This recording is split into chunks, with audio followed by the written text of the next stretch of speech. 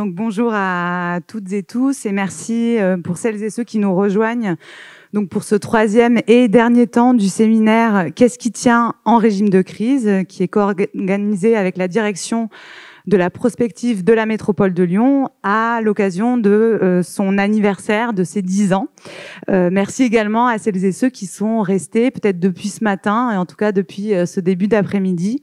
Un séminaire qui est consacré à ce qui résiste dans un contexte que l'on peut qualifier de régime de crise. En tout cas, c'est comme ça qu'on a choisi de le formuler.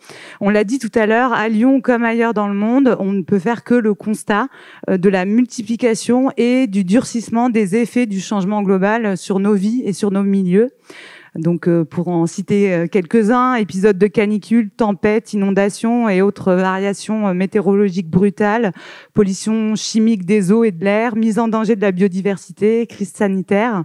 Ces dérèglements qui renforcent toutes les formes d'inégalité et qui rendent particulièrement visibles nos vulnérabilités. Pour autant, c'est un séminaire qui est tourné vers l'action et l'espoir, je vous l'assure. Après un itinéraire des résistances ce matin et une première table ronde consacrée à la question de l'adaptation et de l'adaptabilité, un dernier temps qui nous réunit tout de suite et jusqu'à 19h autour de ce qu'on a appelé représentation et réaction face aux crises. Avec cette idée derrière de la question des représentations que réagir aux crises passe aussi par la construction de discours, par la construction d'images et de récits, et que le lien entre représentation et action est une piste intéressante, sinon essentielle, pour être à la hauteur des enjeux qui sont posés par ce régime de crise généralisée. Car, comme nous l'a dit Olivier Hamon tout à l'heure, au-dessus de toutes les crises, au-dessus même des méga-feux, au-dessus de la Covid, au-dessus des pandémies, ce qui nous arrive, c'est aussi et surtout une crise culturelle du culte de la performance. Le déroulé des 2 heures qui vont suivre en 2 temps. Donc un premier temps avec 2 mini-conférences pour installer le sujet depuis 2 points de vue complémentaires, celui de l'action avec Nicolas Delon et celui de la recherche avec Pierre Cornu. Et ce premier temps sera suivi d'un échange rapide avec la salle pour lever d'éventuelles questions, besoin d'éclaircissement et d'incompréhension. Et puis un second temps où d'autres invités vont venir compléter cette table afin d'élargir la discussion. Marianne Couder, qui est pilote bassin lyonnais et Alpes pour la Convention des entreprises pour le climat, Vianney Delourme, journaliste et cofondateur de Enlarge You Paris, qui menait d'ailleurs ce matin l'itinéraire des résistances, et Béatrice Vessillier, deuxième vice-présidente de la métropole de Lyon, en charge de l'urbanisme et du cadre de vie. Donc, sans plus attendre, j'ai le plaisir de donner la parole à Nicolas Delon, qui va présenter depuis son point de vue d'architecte et cofondateur de l'agence d'architecture Encore Heureux. Donc, à côté, ou plutôt de manière conjointe à votre pratique de concepteur et de bâtisseur, vous explorez aussi en tant qu'architecte plusieurs régimes d'expression avec une grande diversité de complices. Vous travaillez sur des livres, sur des expositions, aussi sur des performances avec un spectacle, La symétrie des baratins. Et donc, vous avez 20 minutes et on vous écoute. En 20 minutes. Merci beaucoup. Bonjour, bonsoir. Merci de l'invitation pour ce festival que l'on suit avec attention depuis que l'on se connaît, depuis 2018, on va dire. C'est là où on s'est vraiment rencontrés. 20 minutes, je vais aller très rapidement essayer de vous partager toutes les questions qu'on se pose, et elles sont multiples, depuis notre métier, qui est celui d'architecte, depuis aussi là d'où je viens. Ça, c'est une bastide au Royal qui s'appelle Villefranche-de-Rouergue, en Aveyron. Et moi, j'ai grandi dans ce territoire-là, dans cette typologie urbaine très particulière, qui, je me rends compte petit à petit, m'a beaucoup inspiré. Ce métier que l'on fait de manière très collective. Aujourd'hui, on est à Paris, à Marseille et à Mayotte. J'en parlais juste avant avec Antoine, un confrère lyonnais. Et qu'on fait dans une époque, je vais pas prononcer le mot parce qu'il est partout, mais ce dessin le résume, qui est à nul autre pareil. Et ce qui nous est apparu assez tôt, avec Julien Chopin, avec qui on a fondé Encore Heureux, c'est ce rapport entre l'architecture et l'époque dans laquelle elle se conçoit et ensuite elle se construit. C'est-à-dire que quand on regarde l'histoire de l'architecture, c'est vraiment l'histoire des conditions dans lesquelles elle existe. Des conditions techniques, les conditions sociales, les conditions de domination, les conditions territoriales, les conditions même d'exploration de la Terre. Et donc, il se trouve que nous, on est tombé à ce moment-là. Si on était à la Renaissance, on aurait eu d'autres questions. cette question, elle nous amène aussi à ce dessin qui est assez fort en ce moment, c'est ce sentiment de dissonance. Et de se dire, est-ce que nos métiers sont plutôt du côté des problèmes ou du côté des solutions? Et ce mot de solution, moi j'y mets beaucoup de guillemets parce que je pense qu'il n'y a pas de solution, il n'y a que des alternatives ou des pistes. Et dès que quelqu'un me dit j'ai la solution, je pars en courant parce que je pense que la complexité, ça a été dit tout à l'heure à table ronde, nous permet pas d'envisager des solutions. C'est trop simplificateur. Donc voilà, donc on est tout le temps en train de se dire ce que l'on essaye de faire, c'est plutôt d'un côté ou de l'autre. Et du coup, vu qu'on va parler du temps aussi, je me suis dit, mais remontons dans le territoire, dans les Causses du Quercy où j'ai grandi, et la trace la plus ancienne d'architecture, c'est ce dolmen qui a 4500 ans. Et il se trouve qu'on a été invité pour venir construire à côté de ce dolmen une petite architecture pour les marcheurs que Vianney connaît bien sur le chemin de Saint-Jacques-de-Compostelle. Et donc, c'était l'idée de leur offrir un refuge. Et donc, on a mixé une observation de cette architecture locale, rurale, paysanne, faite sans architecte, c'est important de le rappeler, et la tente canadienne qu'on aime bien de notre enfance. Et puis, on a fait une tente en pierre. Donc ça, c'est des tout petits projets. On peut dire c'est un peu anecdotique et je pense qu'on assume ce côté anecdotique, mais on se dit que c'est aussi des projets qui permettent de poser des questions et de se dire pourquoi on a perdu ces savoir-faire. Pourquoi on ne sait plus entasser 100 tonnes de pierre sans 1 gramme de béton? Parce que même les fondations sont en pierre, tout est en pierre et la ressource a été trouvée sur site. Et on a fait un stock de cailloux, un stock de pierre. L'architecture, c'est des flux et des stocks. Et donc là, on se dit que dans quelques années, les gens pourront déconstruire cette architecture et en faire autre chose, peut-être de plus utile. Tout ça, en parallèle de ces projets divers et variés, chaque fois on le met en relation avec des recherches. Alors c'est pas des recherches au sens académique parce que moi je suis pas docteur, j'ai pas de doctorat. Voilà, on se dit pas qu'on fait la recherche. On se dit qu'on essaie de comprendre ce qu'on fait comme métier et qu'en étant praticien, à la fois on a des questions qui arrivent dans nos projets. Et une fois qu'on s'est posé ces questions-là, on fait nos projets différemment. Donc c'est plutôt cette interaction qui nous intéresse. C'est la première grande recherche. Alors je dis recherche, bon, ok, je dis recherche, mais c'est pas la recherche. La première grande le travail qu'on fait, c'est sur l'épuisement des ressources et le réemploi des matériaux. Donc c'est une exposition au Pavillon L'Arsenal à Paris en 2014. Je parle trop vite ou ça va? Non. Ok. Ah mince, mais parce qu'il me reste 16 minutes. Bon bref, donc c'est une exposition sur le réemploi des matériaux où on fait ce dessin-là, et on va parler aussi du dessin, parce que c'était la demande qui était faite de savoir comment les outils, que sont les expositions, que sont le fait de travailler avec un artiste ou avec des artistes, nous permettent aussi de penser. Donc c'est toujours cette idée de comment on transmet, parce que si on pense que pour soi, c'est pas très intéressant. Donc on peut faire des livres, on peut faire des expositions, on peut faire des conférences, etc. Et donc on fait ce dessin-là de se dire, épuisement des ressources, on n'a jamais eu autant de déchets dans le monde de l'architecture. C'est 75% des déchets en Île-de-France, c'est le BTP. Ensuite, il y a 15% de déchets ménagers, puis 15% de déchets industriels. Et on se dit, que faire de ça? Donc, on essaie de comprendre, on se rend compte qu'en fait, c'est juste la parenthèse moderne, industrielle, qui a oublié le réemploi. Parce qu'avant, c'était tellement coûteux d'extraire des matériaux qu'on a toujours réemployé. On a toujours démonté des bâtiments pour en faire d'autres. C'est juste là, depuis quelques décennies, qu'on s'est dit qu'il valait mieux démolir, jeter et reconstruire. C'était en 2014. En 2015, Paris accueille la COP 21. Et là, la ville de Paris nous dit, vous avez fait l'exposition, on voudrait que vous fassiez un démonstrateur. Montrez-nous qu'on peut construire en réemploi. Et donc là, on se met en quête de trouver un gisement. Parce qu'en fait, c'est vraiment un changement de pratique très profond, de paradigme. Vous ne savez pas avec quoi vous allez construire. Et donc là, on tombe sur 700 portes en chaîne des années 30 d'un immeuble de bâtiments, de logements sociaux à Paris. Et on décide de faire le pavillon circulaire, qui est pas circulaire par sa forme, mais par sa circularité, de la matière. Et donc, qui est construit à 85% avec ses portes, qui lui donnent même sa dimension, ses hauteurs. Donc, c'est aussi une inversion de la place du concepteur dans cette pratique-là. À une plus grande échelle, à côté de Caen, en Normandie, on se retrouve à transformer cet ancien site industriel, une ancienne usine qui a été démantelée dans les années 80, comme une grande partie de l'industrie française, avec une violence particulière où, vu que c'était une fonderie, ils ont fondu les bâtiments dans leur propre four. Enfin, vous imaginez l'image, c'était sur 300 hectares, et on leur a demandé de démonter leurs bâtiments en métal et de les fondre pour les vendre. Donc c'était une histoire totalement hallucinante. Et là, on essayait de réparer, de réhabiliter ce lieu, là aussi en trouvant d'autres portes, pour faire les portes des toilettes, par exemple. C'est assez anecdotique, mais de dire que voilà, c'était aussi la mémoire de ces bâtiments-là, jusqu'à la façade où on a accepté, même on a décidé de conserver le fait que le bâtiment avait été abandonné, et donc on repeignait pas le bâtiment, on venait juste changer les fenêtres et on le laissait comme ça dans son état.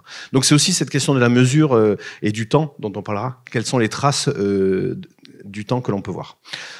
Encore, alors, donc ça, c'est conserver les matériaux, mais on peut aller plus loin, on peut conserver des bâtiments. Et là, c'est un concours à Paris d'un ancien parking automobile, juste à côté du parc de la Villette. Vous voyez les folies de Bernard Tchoumi et la Grande Halle. Et là, il fallait tout démolir pour faire des logements.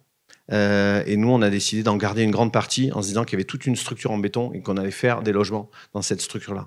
Et soit on perdait, soit on gagnait. Il se trouve qu'on a démontré le nombre de camions qu'on évitait, etc. C'était un peu stratégique et on a remporté ce concours. Et du coup, on construit ce bâtiment. Moi, je peux pas dire que j'aime vraiment ce bâtiment pour ce qu'il est, mais plus pour son histoire, parce qu'on l'aurait jamais dessiné comme ça. En fait, on part de ce qu'il était. C'était un parking et on en fait 75 logements.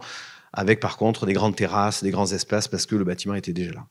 Voilà, donc ça c'est pour un peu, premier sujet, c'est les crises de la ressource et comment il faut qu'on change vraiment de manière massive. Et je sais qu'il y a des élus aussi ou des maîtres d'ouvrage dans la salle. La conception de tout ce qu'il faut changer est vraiment très importante parce qu'on n'est pas habitué et même si on en parle beaucoup, les chiffres montrent qu'on le fait encore très peu. Donc il faut toujours se méfier l'écart entre ce qui est dit et ce qui est fait parce qu'on peut aussi avoir des grandes déceptions. La deuxième recherche, c'est en 2018 où on est commissaire du pavillon français à la Biennale de Venise. Et là, on décide de questionner le rapport entre la forme et le fond, le contenant, le contenu. Et le sous-titre est peut-être plus intéressant que le titre. C'est construire des bâtiments ou des lieux. Et donc là, on voulait vraiment adresser au public d'une Biennale d'architecture de dire est-ce que notre métier, c'est faire ce qu'on voit ou est-ce que c'est permettre ce qu'on ne voit pas. Et donc, on a décidé d'appeler cette recherche lieu infini, qui était notre traduction du tiers-lieu. Parce qu'on avait un problème avec l'idée du tiers, c'est comme si on vous coupait un tiers, on vous l'enlevait. Alors qu'en fait, pour moi, les tiers-lieux, c'est 3 fois un lieu. C'est pas un tiers d'un lieu. C'est 3 fois plus intéressant que chez vous ou que là où vous travaillez. Et ce mot du tiers, c'est une traduction de l'anglais, mais qui pour nous n'était pas très opérante. Donc on s'est dit infini, c'est le non finito de Michel-Ange, qui est une idée géniale. C'est la personne qui regarde la sculpture qui va finir par son regard la sculpture. Et on s'est dit, est-ce qu'on pourrait faire de l'architecture qui ne soit pas finie et qui soit infini. Donc on présente tout ça, on choisit 10 lieux. Alors il n'y en avait pas à Lyon à l'époque, parce que c'était en 2018, mais il y en avait à Marseille, à Rennes, en région parisienne, le 6B, les Grands Voisins, l'Hôtel Pasteur, la Belle de Mai, etc. Et on essaie de les raconter, avec la complexité de raconter ces lieux qui sont hybrides, qui mélangent des publics, qui mélangent des fonctions. Et donc pour ça, on prélève 600 objets, en se disant que c'est des objets comme un studiolo, un cabinet de curiosité, qui vont en parler. Et on travaille aussi avec Joran Gerner, un artiste, dessinateur génial que vous avez peut-être vu dans la revue Le 1 et qui dessine comme ça tous les processus pour essayer de se dire on peut pas raconter ces projets par leurs résultats, on est obligé de les raconter par leurs processus et par les acteurs de ces processus-là. Et on s'est rendu compte que dans tous les 10 lieux, dans les acteurs présents, il y avait très souvent un ou une architecte, Sophie Ricard, Julien Belair, etc., et des maîtres d'ouvrage très investis, parce que Patrick Bouchin nous a appris qu'un bon projet d'architecture, c'est d'abord un bon maître d'ouvrage, et que nous, on est là pour l'accompagner. Voilà. Et en parallèle de ce projet qui est donc dans les Giardini de l'île de Venise, on s'est dit, est-ce qu'on pourrait faire aussi une démonstration in situ? Et donc là, on est tombé sur une caserne du XVIe siècle à Mandonnet, qui protégeait, une des 2 casernes qui protégeait Venise, et on a décidé de prendre le budget pour les nuits d'hôtel qui était de 50 000 € et de réhabiter ce lieu avec ce budget-là. Bon, ensuite, il a fallu trouver un peu plus d'argent parce que c'était pas assez. Donc, mais on l'a trouvé, et donc pendant les 6 mois, on a hébergé 7000 personnes, et certains dans la salle s'en rappellent, je pense. Donc c'était aussi l'idée de dire, on fait une recherche et en parallèle, on montre que cette recherche-là, elle peut s'appliquer partout avec nos amis de Yes We Camp et de Biennale et Urbana.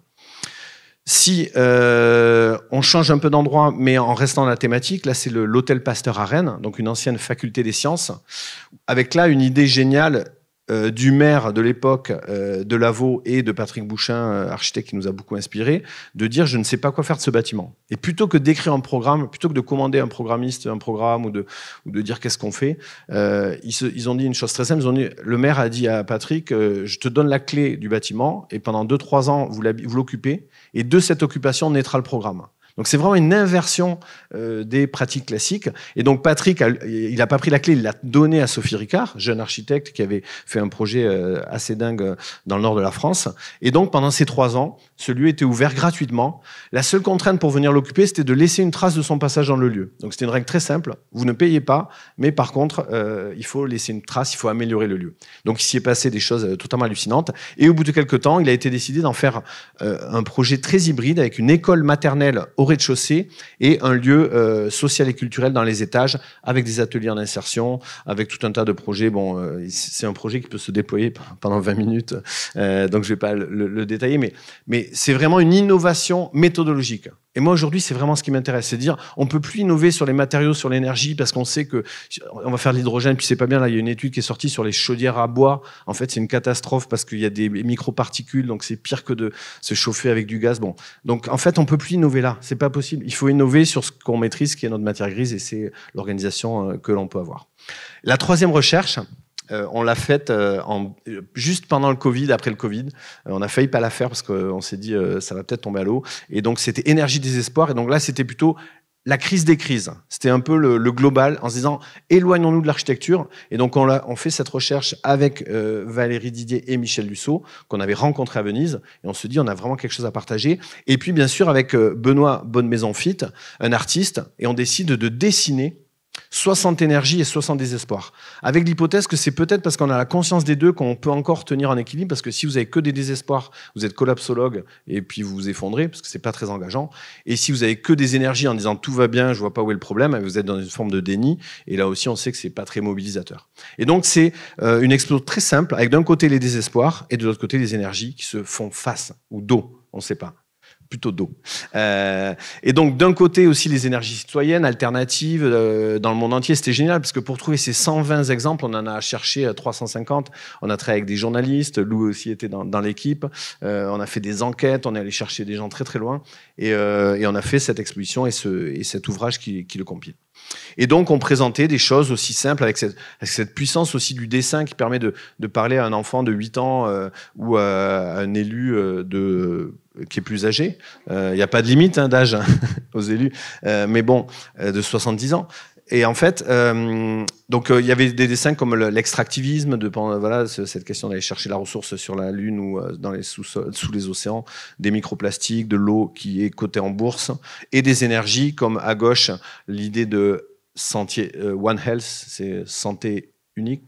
Global, pardon, voilà, merci. Santé globale, donc c'est à la fois un humain, un animal et une plante. C'est 3 dessins en un, en montrant que si on n'a pas cette conscience des 3, en fait, on sera jamais en bonne santé. Au milieu, c'est le droit des fleuves en Nouvelle-Zélande, de dire que des juristes se sont attachés à donner des droits à des non-humains pour les protéger, pour jouer les règles des jeux des humains, en gros, pour se déguiser en humain. Et à droite, c'est un projet incroyable dans les quartiers nord de Marseille, où des employés de McDonald's ont décidé d'occuper leur restaurant, alors que McDonald's voulait fermer le McDo. Et donc, c'est le mélange de le clown de McDonald's et puis de Robin des Bois, parce qu'en fait, ils ont gardé leur outil de production et puis ils ont fait un restaurant social et solidaire avec l'outil de McDo qu'ils avaient hacké en quelque sorte. Et puis, donc ça, c'était la troisième recherche, et ça me permet, il reste 6 minutes, d'arriver à Mayotte, où il se trouve que c'est un territoire qui concentre peut-être tous les sujets et toutes les crises dont vous allez parler pendant 3 jours, en fait, qui sont sur un territoire qui fait 330 km², donc c'est 3 fois la surface de Paris intramuros, et qui est peuplé par 300 à 400 000 habitants. Il y a un grand débat sur la population, mais c'est cette échelle-là. Il se trouve que c'est un territoire français, l'histoire est longue et on peut le regretter, ça nous maîtrise encore, etc. Mais que c'est un département, c'est le 101e département, et que c'est le plus grand lagon du monde, situé dans l'océan Indien.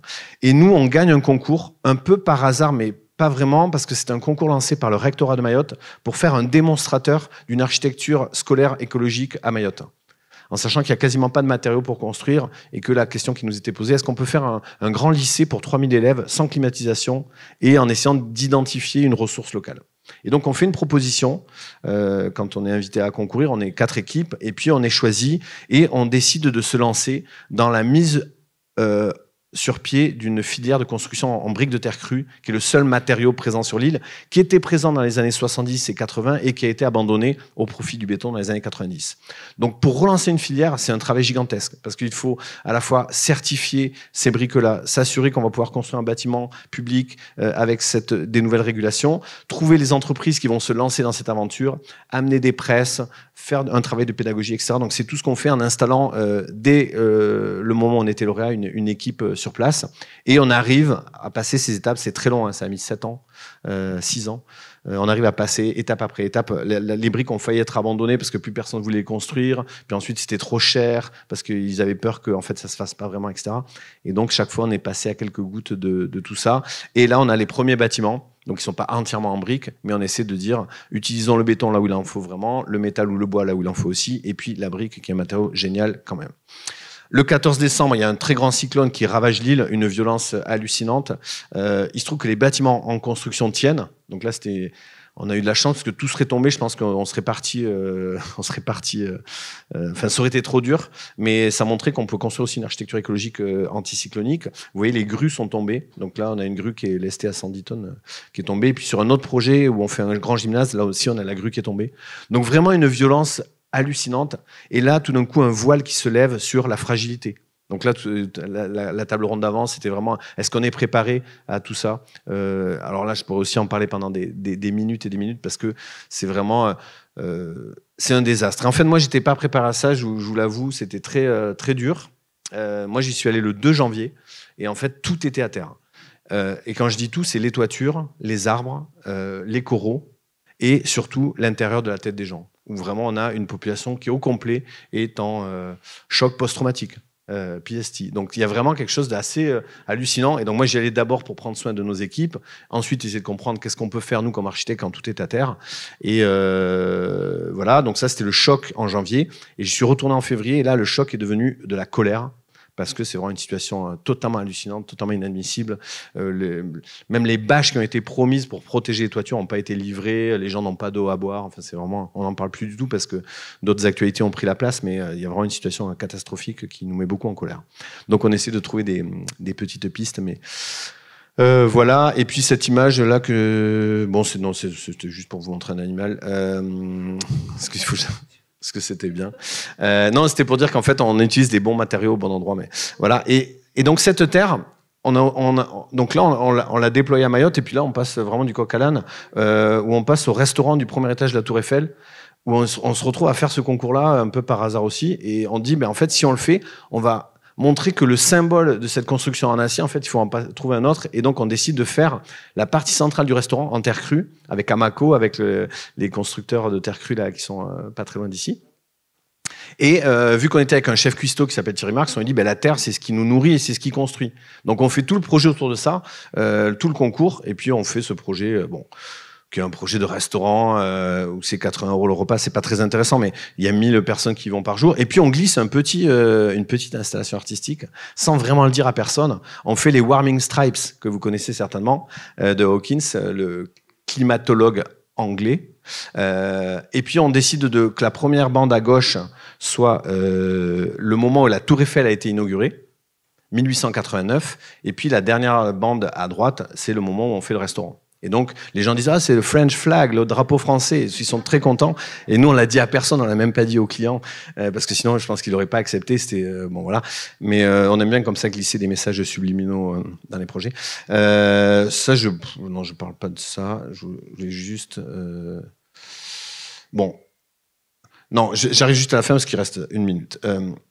En fait, après toutes ces recherches-là, mais qui sont en cours, parce que vraiment, nous, on sort de tout ça avec plus de questions que de réponses. Vraiment, chaque recherche qu'on fait, on se dit, mais comment on va faire? Alors, sur le réemploi, on s'est dit, on va faire un bureau d'études du réemploi pour aller plus loin, pour pouvoir aussi accompagner d'autres architectes, pas le faire que pour nous, pouvoir vendre aussi cette mission, parce que sinon, on n'arrivait pas à la vendre. Donc, ça nous demande beaucoup plus de travail. Il y a une absurdité, c'est qu'aujourd'hui, les architectes sont payés au pourcentage des travaux. Donc, plus ils dépensent de matière, plus ils polluent, plus ils sont payés. C'est comme si vous payez un médecin à la quantité de médicaments qu'il vous prescrit, mais personne n'irait le voir. Et quand vous faites du réemploi, vous avez quasiment pas d'achat parce que souvent les matériaux sont là, et donc vous êtes moins payé. Donc il y a des absurdités comme ça qu'il faut essayer de réparer ou en tout cas d'inverser. Mais donc on a beaucoup de questions et on essaie voilà. Et donc on fait aussi ce dessin de ce sentiment, mais vous la connaissez, la théorie du donut évidemment, entre le plafond et le plancher, de dire on peut pas dissocier les deux. Et puis nous on est entre les deux, on est pris vraiment entre ces deux espaces-là. Cette recherche, on décide aussi, avec notamment Benoît Bonnemaison-Fit, avec qui on a travaillé depuis Matière Grise, donc ça fait 15 ans qu'on travaille avec cet artiste qui est un illustrateur, peintre assez génial et avec qui on a une très grande complicité, d'en faire une conférence dessinée. Donc ça, c'est un projet un peu particulier où lui, il dessine en direct Donc c'est très spectaculaire parce qu'on voit jamais quelqu'un dessiner. Et moi, je parle tout simplement comme une conférence normale. Et du coup, on a décidé de faire ça dans des lieux qui ne soient pas des lieux d'architecture. Donc on va dans des théâtres, on va devant des communautés urbaines, devant des services techniques. On va montrer ces sujets-là devant des scolaires, évidemment, à d'autres personnes. Et donc, j'arrive un peu à ces 3 recherches qui donnent la conférence, qui viennent de donner un ouvrage qui est issu de la conférence qui s'appelle Dans le mur, avec un titre qui est un peu dur, mais c'était l'idée de dire est-ce qu'on va percuter le mur ou est-ce qu'on est nous-mêmes partie prenante du mur ou est-ce qu'on est à l'intérieur de la matière dans le mur. Bon voilà, c'était un petit. Mais le sous-titre c'était autour du dessin et du bricolage. Parce qu'on aime beaucoup le bricolage de Lévi-Strauss qui dit qu'en fait, on va devoir bricoler. En fait, on peut plus repenser des systèmes performants. La sous-optimalité dont il a été question tout à l'heure nous intéresse beaucoup. Et donc, dans ces recherches-là, et je terminerai par cette image-là, qui est l'idée d'un nénuphar qui occupe 3% de l'étang dans lequel il grandit et qui double de taille tous les jours. Donc le premier jour, il occupe 3%, le deuxième jour, il occupe 6%, le troisième jour, il double encore, le quatrième jour, il double, et le cinquième jour, il occupe la moitié de l'étang. Et donc là, il aura mis 5 jours à occuper la première moitié, et puis du 5e au 6e, il remplira la totalité de l'étang. Donc ça, c'est ce qu'on appelle une courbe exponentielle, hein, mais on a le sentiment que c'est un peu là-dedans qu'on est pris. C'est là-dedans que nous, concepteurs du temps long, de l'architecture et de la ville, on doit agir. Ce qui est un peu vertigineux parce qu'on nous demande d'aller très vite sur des choses qui en fait n'ont aucun sens. Et je pense que le lien avec le temps sera peut-être trouvé. Et je voulais terminer par cette image-là, de se dire est-ce qu'on continue à se tirer des balles dans le pied ou est-ce qu'on essaie de juste prendre soin de ce qui est là et de laisser les choses pousser avec les membranes, les cellules et tout le vivant dont il a été question tout à l'heure. Voilà, merci beaucoup.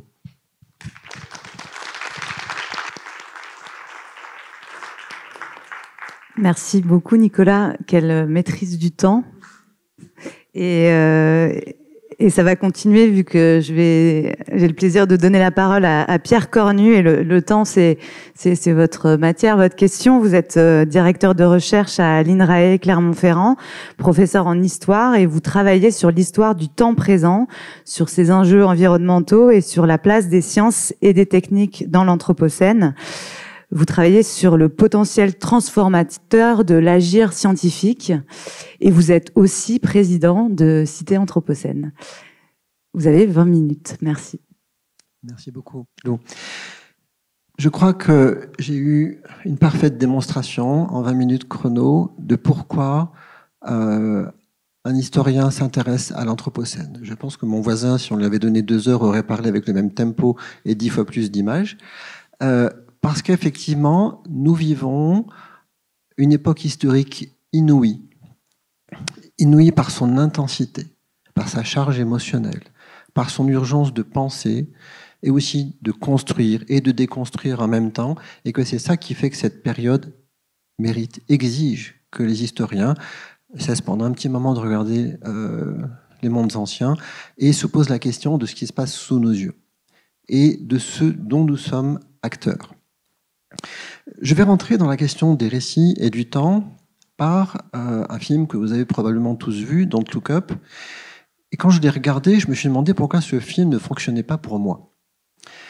Et je me suis dit, en fait, et ça m'a pris quelque temps quand même après avoir visionné le film, que le défaut structurel du film, c'est qu'il est pensé depuis un après qui n'existe pas. Il y a une contradiction dans le scénario, c'est-à-dire que on suppose qu'il y a une telle dose de stupidité humaine qui aboutit à une catastrophe qu'on n'a pas su éviter et que la catastrophe est définitive et totale. Or, le point de vue de l'ironie se situe ex post. Quel est l'acteur qui est capable de porter cette ironie ?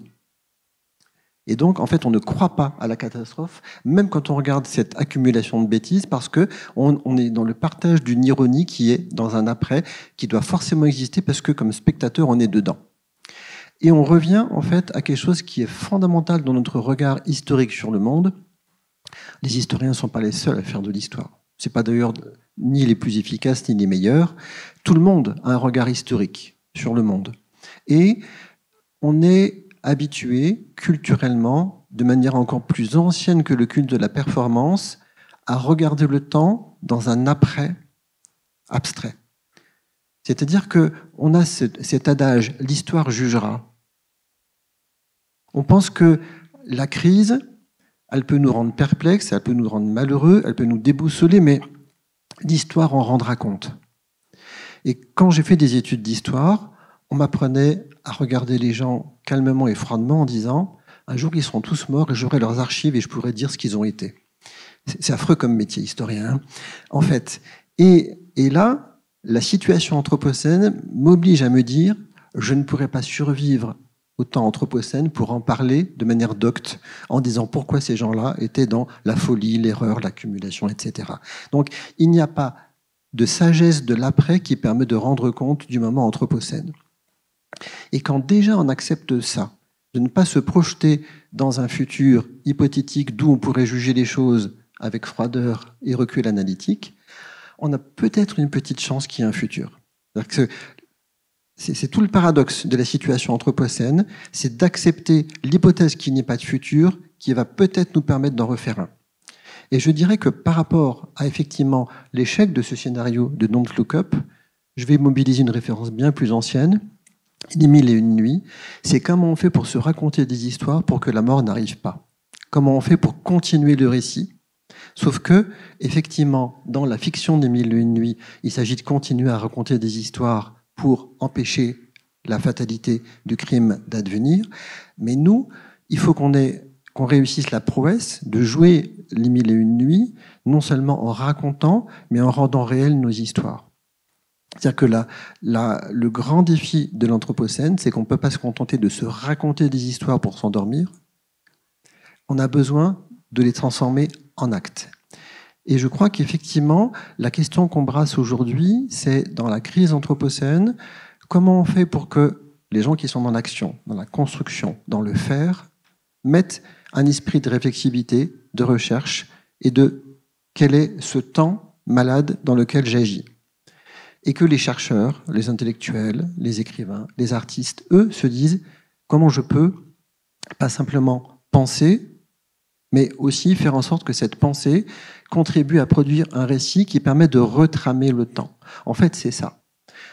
On a une grande difficulté à penser le temps comme une matière vivante, parce qu'on a l'habitude de ce qu'on a appris à l'école, de considérer le temps comme de l'espace et comme de l'espace géométrique.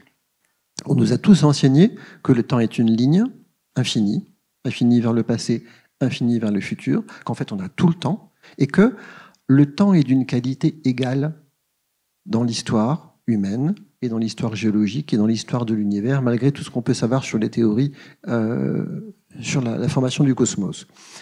Donc, cette représentation très forte en nous du temps linéaire, du temps géométrique, elle est à la fois désespérante et rassurante, parce qu'effectivement, un temps qui est une ligne continue, peu importe qu'on vive au Moyen-Âge, aujourd'hui ou dans 1000 ans, voilà, c'est le temps qui coule. Et puis, en revanche, le problème que pose cette conception linéaire et géométrique du temps, c'est qu'on n'a pas idée de la vulnérabilité du temps. Et ce que l'Anthropocène nous amène à voir et à comprendre, c'est que le temps peut s'arrêter si on ne prend pas soin de lui. Le temps, c'est un récit, c'est une histoire, et cette histoire est en crise de scénario. On est dans un moment où on n'a plus d'évidence, on n'est plus porté par l'arc narratif, que ça soit celui du progrès, que ça soit celui de la providence, que ça soit celui même d'une fatalité tragique de l'histoire. On n'est ni dans une comédie, ni dans une tragédie, on est dans une crise de récit, et il faut que collectivement, on soit capable de retramer le temps pour le faire durer. Mais là où il ne faut pas commettre une nouvelle erreur de plus, c'est que, et on l'a vu avec l'intensité de ce qui se joue dans l'Anthropocène, nos vies humaines, notre vie sociale, ce qui nous intéresse, c'est pas de l'étirer dans la durée, c'est pas de vivre le plus longtemps possible, c'est pas l'espérance de vie qui nous attire, même si on n'a pas envie de mourir demain. Ce qui nous attire, c'est l'intensité, c'est l'expérience, c'est la diversité, c'est même le choc de l'expérience humaine. Et donc, l'Anthropocène, c'est à la fois une expérience merveilleuse, et je rejoins ce que Olivier Amand disait sur, oui, il faut qu'il y ait une partie joyeuse de l'expérience de ce temps anthropocène. Et puis, c'est une profonde angoisse, et en fait, on ne cesse de tramer ce récit de l'Anthropocène entre l'intensité du moment, les enjeux qui sont ceux du temps présent, et puis l'idée que, effectivement, notre temps est d'une telle vulnérabilité que on ne peut pas faire n'importe quoi avec le temps, qu'il faut en prendre soin, et que prendre soin de l'espace, prendre soin du social, c'est aussi prendre soin du temps. J'inverserai ce qu'on a dit tout à l'heure. Effectivement, nous n'avons plus le temps. Mais donc c'est en passant par ce qu'on appelle en écologie les socio-écosystèmes, prendre soin des socio-écosystèmes peut nous redonner du temps, à condition qu'on sache aussi redonner des récits à ces systèmes. On ne veut pas faire perdurer les systèmes pour le simple souci de les faire perdurer, on veut leur donner du sens. L'un des autres problèmes que pose le temps anthropocène, la crise anthropocène, c'est que c'est traversé de paradoxes. Olivier Hamon l'a montré tout à l'heure, je vais aller dans le même sens. On est dans toute une série de paradoxes. Je vais juste les lister. Le premier, c'est qu'effectivement, notre temps présent, il est à la fois d'une densité exceptionnelle. Il se passe un nombre extraordinaire de choses tous les jours, toutes les heures. C'est un vertige quand on regarde les fils d'information. Et puis, on a l'impression d'une inconsistance, que les choses n'ont plus de saveur, que les choses ne tiennent plus, que les choses se délitent. Et donc, comment on fait pour vivre cette double expérience de l'intensité et du vide? Premier paradoxe. La deuxième, c'est que on a des signaux contradictoires, des signaux de déterminisme extraordinairement lourds. Quand on regarde des analyses scientifiques sur l'effet d'inertie des gaz à effet de serre dans l'atmosphère, quand on regarde les effets d'inertie assez terribles des perturbateurs endocriniens, quand on regarde les polluants éternels, on se dit que voilà, il y a de l'irréversible et que faire le deuil de ce qu'on a perdu, y compris notre santé, y compris une partie de la beauté et de l'harmonie du vivant, c'est extrêmement difficile et douloureux à faire. Voilà. Il y a de la fatalité, il y a du tragique dans l'Anthropocène. Et puis, il y a un vertige du tout est possible. Si on a, comme moi, passé le demi-siècle, la perception de ce qui était possible socialement, culturellement, politiquement, il y a 30 ou 40 ans, on a complètement changé d'échelle. Et on vit des expériences collectives, vertigineuses, par rapport à ce que la sociologie, la géographie, l'anthropologie pensaient possible de comportement humain. Donc, comment on fait entre cette idée d'un enfermement de l'espace des possibles dans la tragédie de la perte et l'idée du vertige des possibles, qui est aussi un vertige du n'importe quoi, qui advient au quotidien, à chaque heure, à chaque minute, dans notre monde. Et donc, tout cela nous donne à la fois l'idée que, et on est tous amenés à se le dire au moins une fois par jour, tout est perdu. Quand on voit une telle somme, effectivement, comme dans Don't Look Up, de bêtises, de destruction volontaire, de nihilisme, parce qu'en plus, voilà, il faut quand même qualifier les choses telles qu'elles sont. On a un certain nombre de gouvernants et de puissants qui ont basculé dans un nihilisme autodestructeur et destructeur de nos modes de vie. Et on peut avoir l'idée, effectivement, que soit l'histoire les jugera, mais ça devient difficile d'y croire, ou que, ben non, finalement, l'histoire est en train de juger que les vainqueurs, ce sont les méchants de l'histoire. Les vainqueurs, ce sont les brutes. Les vainqueurs, ce sont ceux qui estiment que le problème de l'humanité, c'est l'empathie, et que si on abandonne l'empathie, on respire enfin dans l'Anthropocène. Parce qu'on peut être dans on peut accepter que l'homme est un loup pour l'homme, avec un sourire carnassier. Et peu importe que ça ne dure pas longtemps, du moment qu'on dévore les autres. Donc, comment on construit un contre-récit à ce récit de la fatalité de l'homme est un loup pour l'homme, en ayant tous les signaux que, quand on défend l'empathie, le care, le souci de l'environnement, on peut passer pour naïf, stupide, irénique. Et c'est très difficile d'accepter que tous les matins, en lisant les journaux, on vit en fait une nouvelle défaite politique. Nous sommes perdants. Je pense que voilà, tous ceux qui sont réunis dans cette salle ont le sentiment de vivre des défaites politiques tous les jours. Et c'est humiliant. Parce qu'on a toutes les apparences d'une victoire formidable, du retour au drill, du retour à l'exploitation, à l'extractivisme, à l'impérialisme, etc. Alors même que on sait très bien par les études scientifiques que nous produisons dans nos laboratoires que le retour à un extractivisme des énergies fossiles est une vue de l'esprit, le retour à des constructions pharaoniques dans le désert d'Arabie ou ailleurs, c'est une vue de l'esprit, c'est-à-dire que, absolument pas. C'est-à-dire qu'en réalité, l'apparence de victoire totale, écrasante et humiliante, on va dire des forces de la réaction, des formes de néofascisme qu'on a aujourd'hui en Amérique du Nord, en Europe orientale, et quand même pas très loin de nos portes aussi en Europe occidentale. Voilà, cette impression de triomphe du néofascisme, elle repose sur du vent, sur du rien, sur du verbe, sur de la manipulation, parce qu'il n'y a pas les bases matérielles. Et si on faisait, pardon d'être un peu vieillot avec ça, un peu de marxisme appliqué, on se rendrait compte qu'il n'y a pas les forces productives pour soutenir cet effort-là 5 minutes. Donc, comment on survit en attendant? Eh bien, on fait comme chez Erazade. Il faut effectivement, dans une situation de violence meurtrière, trouver des ruses narratives. Et c'est là qu'on en vient au récit, la crise des récits. Il faut trouver les moyens de parler à la société, de parler au monde socio-économique, de parler aux institutions pour empêcher la contamination du nihilisme destructeur et éviter que les dégâts soient encore plus grands. Parce qu'effectivement, on ne peut pas nier que cette violence crée des irréversibilités, qu'il y a déjà des victimes du tournant réactionnaire aux États-Unis et des impacts partout dans le monde sur la fin des financements de l'OMS, etc. Ben voilà.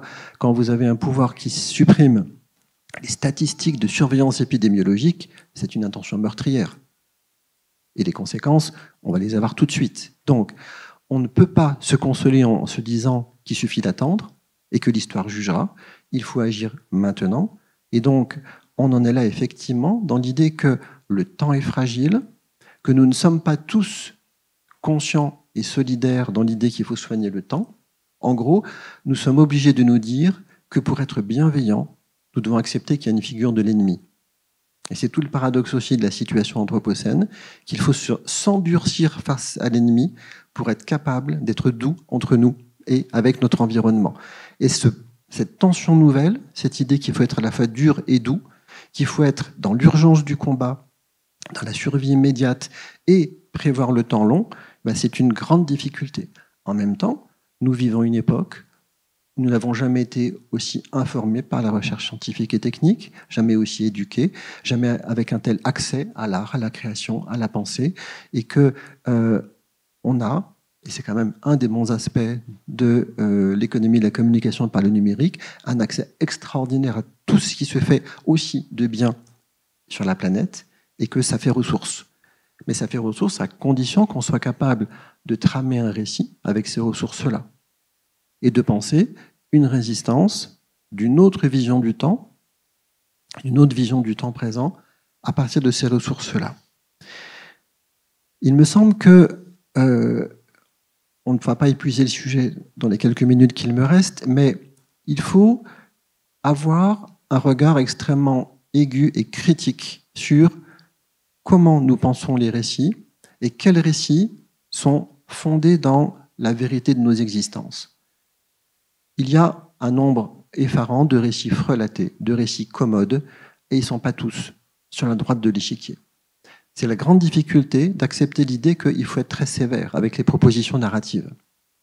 Il y a un immense besoin de récits, et les propositions de récits sont rarement robustes et sont rarement capables de rentrer dans des pratiques réparatives, régénératives de notre rapport au monde. Et donc ce travail critique, c'est les chercheurs, les intellectuels, mais pas tout seuls, pas dans une tour d'ivoire, en dialogue avec la société qui doivent le construire. Il faut qu'on soit capable, dans le modèle de ce qu'on appelle dans le monde de la recherche des Living Labs, de construire des récits territorialisés, des récits situés, qui permettent de démontrer qu'il est possible, ici, là, ailleurs, de créer des choses durables, viables, vivables, désirables, dans laquelle on peut recommencer à projeter des imaginaires.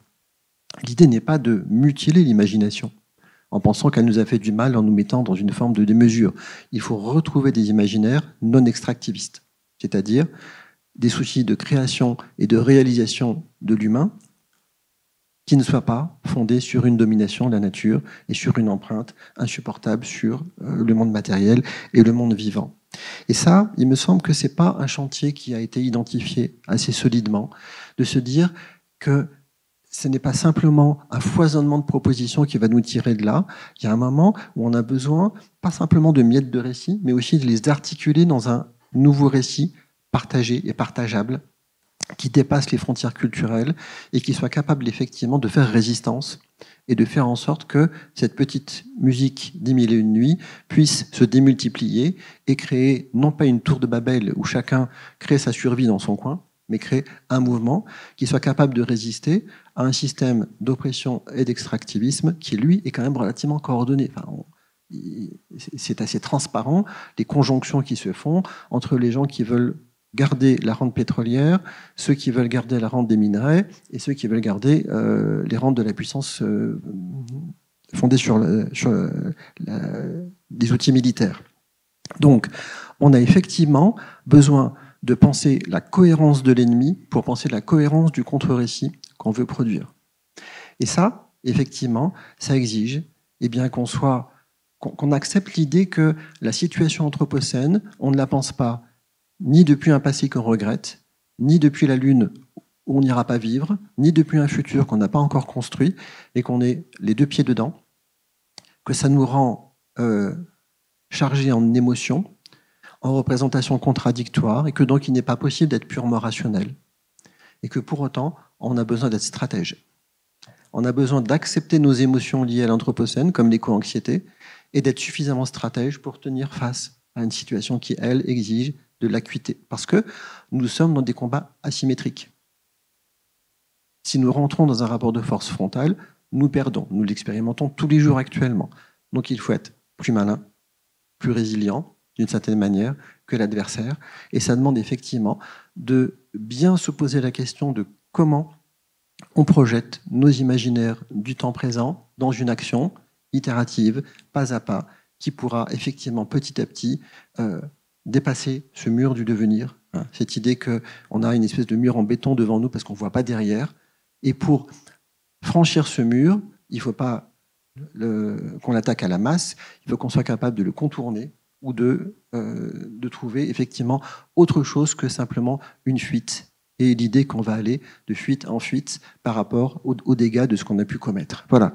Je m'arrêterai là dans cette exposition. Je pense qu'il faut qu'on passe à la discussion. Parce qu'effectivement, il y a des ressources dans les mondes de la recherche, il y a des ressources dans les mondes intellectuels, mais il faut les hybrider avec les mondes de l'action et il faut penser les bonnes échelles de temps et d'espace sur lesquelles on peut faire cela. Merci.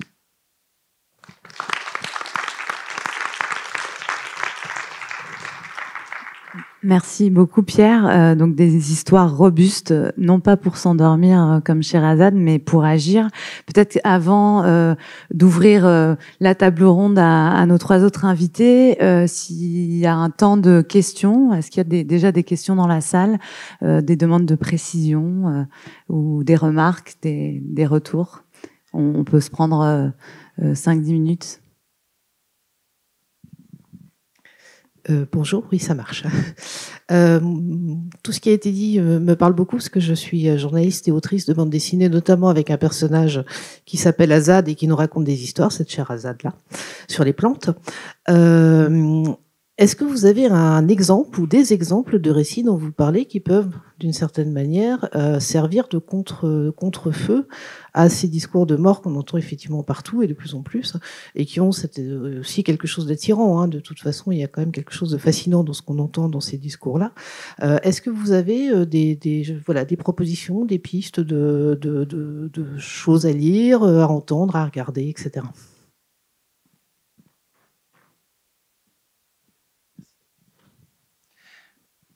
Alors, il faudrait faire une liste, hein, mais moi j'ai envie de dire la programmation du festival de Cité Anthropocène est une tentative de solution, de nous inscrire dans un pas de temps d'expérience de vie dans la métropole où nous suspendons le temps de nos vies ordinaires pour partager des visions qui dépassent les contraintes du quotidien et qui nous aident à nous projeter dans autre chose que ces schémas de fatalité de ce qui nous arrive. Et je pense qu'effectivement, il ne faut surtout pas enfermer ni dans des lieux d'utopie, ni dans des marges la créativité qui nous permettra effectivement de tenir bon, puis de reconstruire, de régénérer nos environnements malades, qu'il faut accepter l'idée qu'il y a une grande diversité, parfois de lieux étonnants, qu'on n'imaginerait pas être des lieux de créativité. Moi, je donne l'exemple du territoire sur lequel je vis et je travaille, qui est la région Clermont-Auvergne. On a actuellement, avec mon laboratoire, des projets qui utilisent la création culturelle comme levier de transition des modes de vie dans les territoires ruraux et de montagne. On pourrait penser, quand on regarde les choses depuis Lyon ou Paris, que le Massif central est un désert culturel. Non, des artistes en résidence, il y en a partout. Des situations dans lesquelles il se passe des choses passionnantes, de reconnexion avec le végétal, avec l'animal. Voilà. Et ça mérite d'être regardé, considéré et d'essayer de faire ressource avec ça. Et c'est des choses qu'on fait avec l'agence d'urbanisme de Clermont-Ferrand, en allant très très loin de Clermont-Ferrand, pour justement voir comment, dans des territoires qui ne sont pas nécessairement très conscients de la situation anthropocène, on peut passer par la médiation de l'art, de la création, pour justement rentrer dans cette dynamique-là. Bonjour. Merci pour votre intervention. J'avais aussi une question sur le temps et je suis pas tout à fait sûre d'avoir saisi. Du coup, comment on prend soin du temps, et c'est lié peut-être à ce que vous disiez tout à l'heure sur le fait qu'on voyait le temps comme quelque chose de linéaire et d'infini. Comment vous voyez le temps? Qu'est-ce que c'est le temps pour vous? Merci.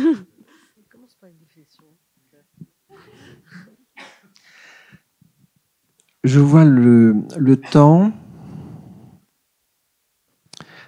en acceptant d'abord que ma perception est une perception située. Depuis un être vivant, mortel, qui se sait mortel, qui est un être social, et je ne vois pas le temps depuis l'éternité ou depuis une conception abstraite. Et donc, ça n'est qu'une fraction de ce que peut être le temps, mais je dirais que ce temps dans lequel je m'insère, c'est le temps dans lequel il y a à la fois du sens, de l'enjeu et des choses sur lesquelles je peux faire des choix. Parce que sinon, quand moi je regarde comme historien le passé, je ne peux pas réparer ce qui s'est passé sous l'Empire romain, je peux le considérer, l'analyser, le comprendre, m'y immerger par la pensée, mais je ne peux pas changer l'histoire de l'Empire romain. L'Anthropocène, je peux y faire quelque chose et ça me concerne. Et donc là, effectivement, cette conception du temps, c'est une conception d'un maintenant élargi à ce qui est mon monde de perception, de pratique, de relation. Et pour moi, le temps, il est fait de matérialité physique, il est fait de vivant, et il est fait, j'utilise le mot spirituel très volontiers, c'est-à-dire qu'il est fait de création d'esprit, d'immatérialité, de valeur, de projection, de sens. Et donc, le temps, il est tramé de tout ça. Moi, je donne toujours une image qui vient du métier à tisser. Le temps, hein, c'est trame et chaîne, mais c'est pas tous les mêmes fils. Il y a des choses qui viennent du vivant, il y a de la laine, et puis il y a des choses qui viennent du végétal, puis il y a des choses qui viennent du minéral, à la limite. Et un temps historique robuste, c'est un temps qui est tramé de plusieurs matériaux, y compris d'immatériel. Et moi, je me représente le temps historique comme une espèce de tresse dans laquelle nous nous trouvons, et qui, plus elle est épaisse et complexe, plus elle nous enveloppe, et plus elle est riche, et plus elle augmente notre qualité d'existence. Et là, on est dans un moment où notre trame est très artificialisée, la part de vivant s'étiole, s'épuise, et on est en train de trouver des conditions d'environnement dans notre temps présent qui sont à la limite du viable pour nous. D'où l'idée que prendre soin du temps, c'est en réparer la qualité de la trame, si je me fais comprendre par ces images.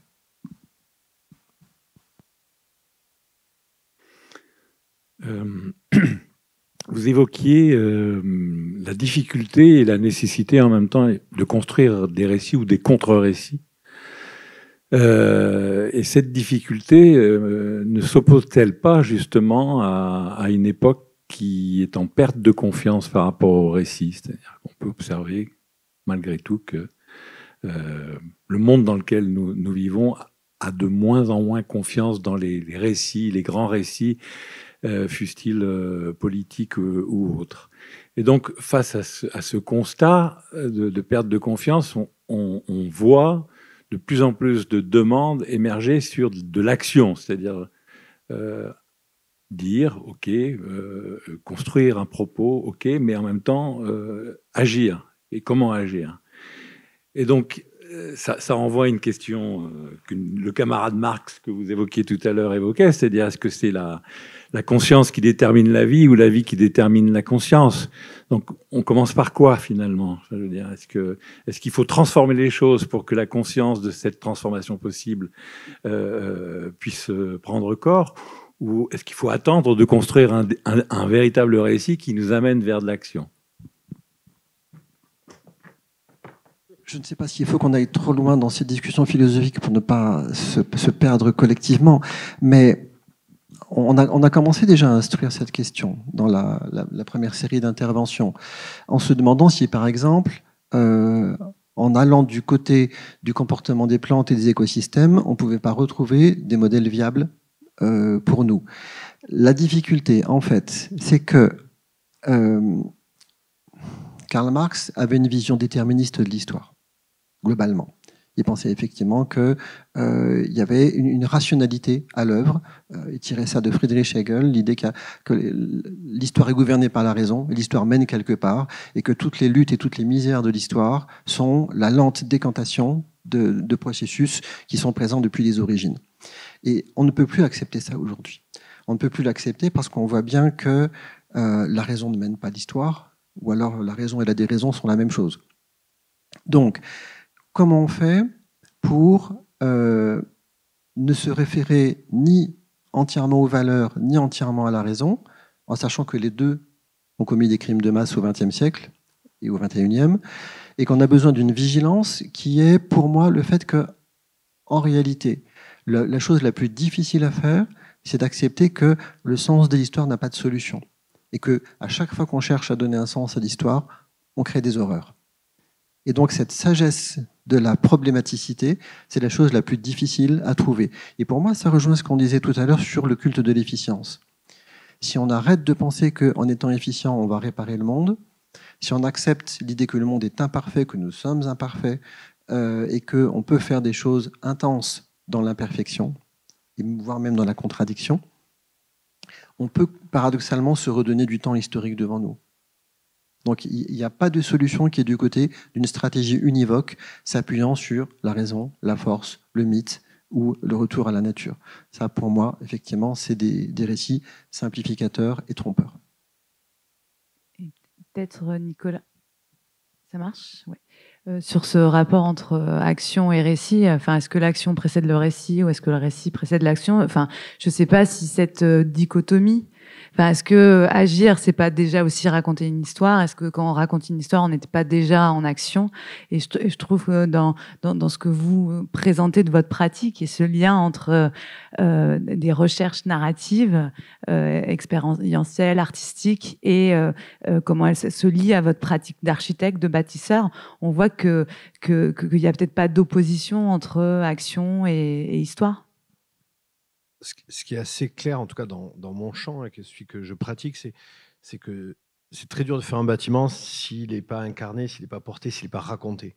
Et donc, et après, la question que ça a posée, c'est l'échelle de ces alternatives. Parce que c'est ça, moi, la dame qui demandait aussi, mais quels sont les récits qu'on pourrait consulter? Moi, il se trouve que j'ai des amis depuis très longtemps qui font partie des personnes qui ont monté les soulèvements de la Terre, qui, quand ils disent « nous sommes la nature qui se défend », c'est un récit qui est très fort, parce que tout d'un coup, c'est le décentrement dont vous parlez, et c'est très situé.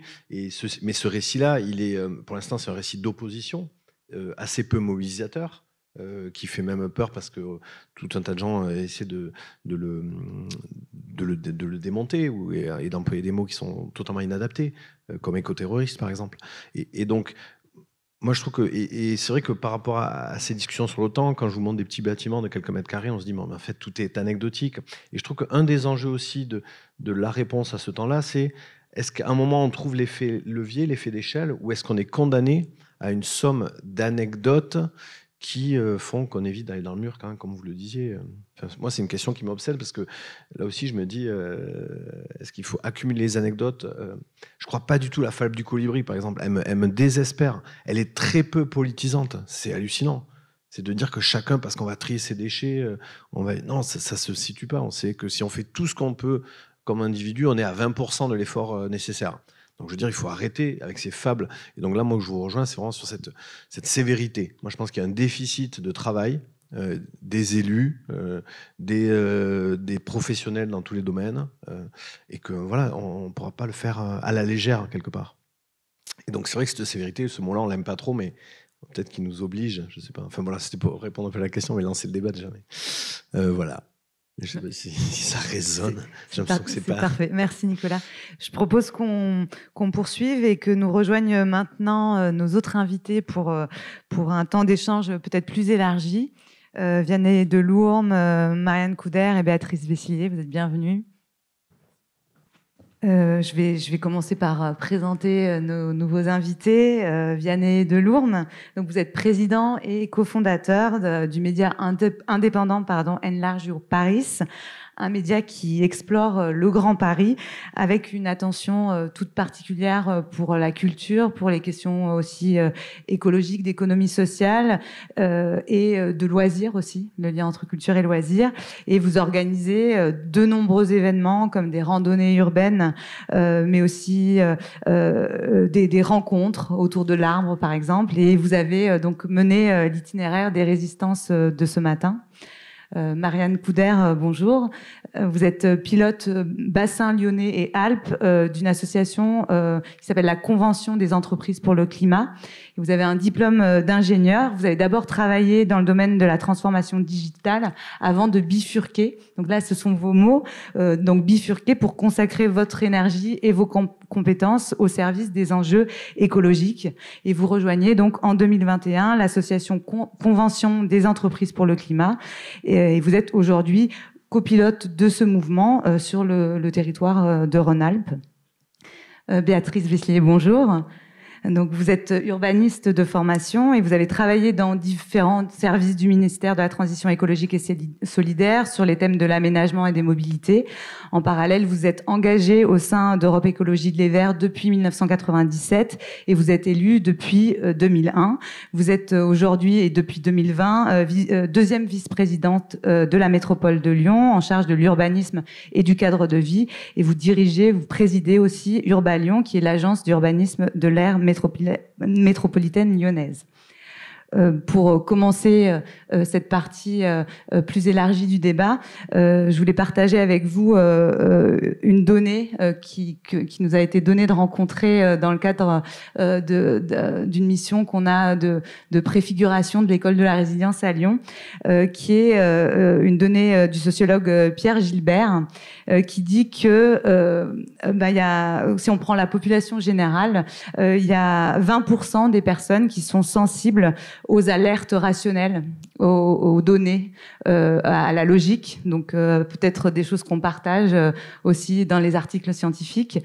Et puis il y a les 80% restants qui, eux, vont être plutôt à aller chercher du côté des émotions et des images. Et donc c'était une question que je voulais vous poser d'abord à vous, Marianne Couder. Donc l'objectif de votre association est d'organiser des parcours de prise de conscience et de transformation des décideurs économiques. Comment est-ce que vous réussissez à aller emmener les entrepreneurs? Est-ce que vous êtes du côté de ces 20%? Donc, on peut imaginer que dans le milieu de l'entrepreneuriat des entreprises, on va aller chercher ces décideurs plutôt par les chiffres de la rentabilité en montrant que non, l'écologie coûte pas forcément plus cher, ou alors est-ce que on peut aussi les attraper par les images, par les récits? Eh ben, on peut les attraper comme nous tous, et sont tous des humains. Alors, une certaine catégorie d'humains, puisqu'on a quand même la moitié qui sont des dirigeants ou des dirigeantes d'entreprise. Donc, j'imagine que dans cette catégorie de personnes, c'est peut-être pas 20-80, c'est peut-être 50-50, plus rationnel que le commun des mortels, quoique. Ça reste des humains, et donc justement, dans notre méthodologie, on essaye de les ramener à ce statut d'humain avant tout, dès le début de notre parcours, parce que c'est des gens qui sont habitués à porter toujours la carapace du chef ou de la chef d'entreprise, à cause de nous tous autour, et de la société, et de l'image qu'ils se donnent, et le rôle qu'ils se donnent, qu'ils incarnent. Et donc, la première étape, ça va être justement de les ramener au stade d'humain, et en capacité à parler à l'autre, aux autres dirigeants, aux autres participants, en tant qu'humain.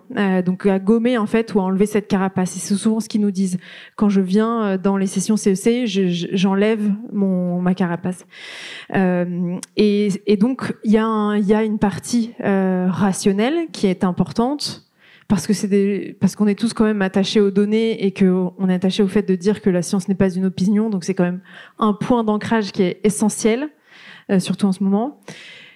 Mais par contre, on la couple avec énormément de modalités liées à l'émotion, parce que beaucoup nous disent « je savais dans ma tête, mais je ne savais pas dans mes tripes ». Et donc, nous, notre rôle, c'est de faire descendre cette connaissance dans les tripes, en fait, et parce que quand elle est dans les tripes, alors elle est actionnable beaucoup plus. Donc, avec des modalités dont ils n'ont pas l'habitude, qui les bousculent, mais qui font leur preuve. Par exemple ? Par exemple, au démarrage de notre parcours, on leur fait écrire à une personne qui ouvrira la lettre dans 50 ans, par exemple, une personne de leur entourage. Donc ça fait appel à... On a dans notre 4e session, donc ils ont déjà fait 6 mois de parcours, on a une session qui est centrée sur compter ce qui compte vraiment. Et donc on fait redescendre à qu'est-ce qui est important, et donc ça revient à la question du temps. En fait, c'est quoi qui est important pour toi en tant qu'humain, pour toi en tant que chef d'entreprise, etc. Et donc ça ramène à potentiellement l'enfance, le qu'est-ce qui me nourrit, qu'est-ce qui me fait du bien, qu'est-ce qui est vraiment important mais qui ne se compte pas, et qu'est-ce qui se compte mais qui n'a absolument aucune importance. Donc c'est vraiment des questionnements, je pourrais dire philosophiques ou spirituels, mais c'est pas dans le mauvais sens du terme, c'est dans le sens de connaissance profonde et questionnement profond. Et peut-être, j'aurais dû poser cette question avant, mais 2 mots sur comment ça fonctionne en fait, la Convention des entreprises pour le climat. Comment ils arrivent chez vous ? Est-ce qu'ils viennent d'eux-mêmes ? Comment vous allez les chercher ? Certains viennent d'eux-mêmes. Alors c'est des cohortes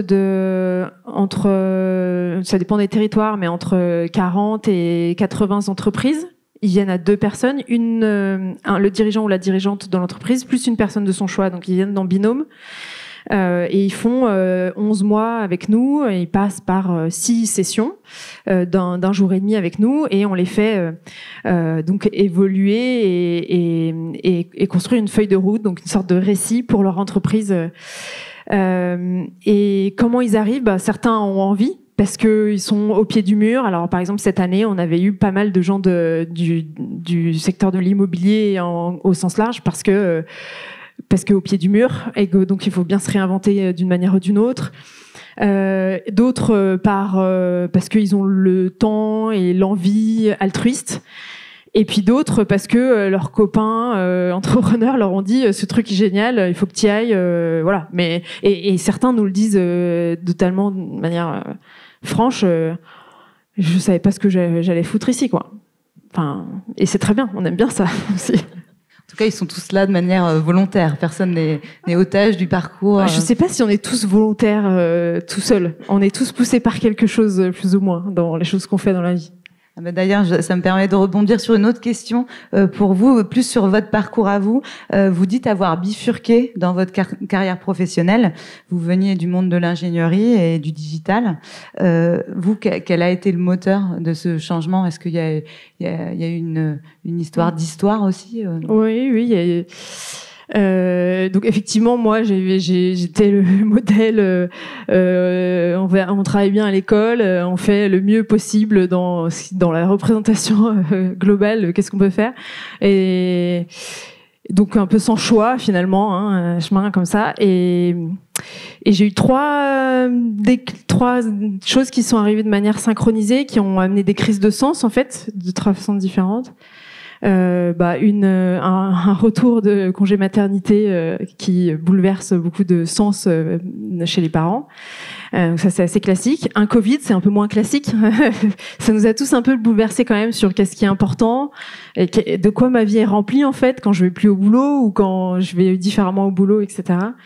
Et aussi la perte. On parlait d'écoterrorisme. Moi, ce terme en particulier résonne beaucoup parce que j'ai perdu mon beau-frère dans une attaque terroriste en 2019, si vous vous rappelez, le médecin militaire qui est mort au Mali.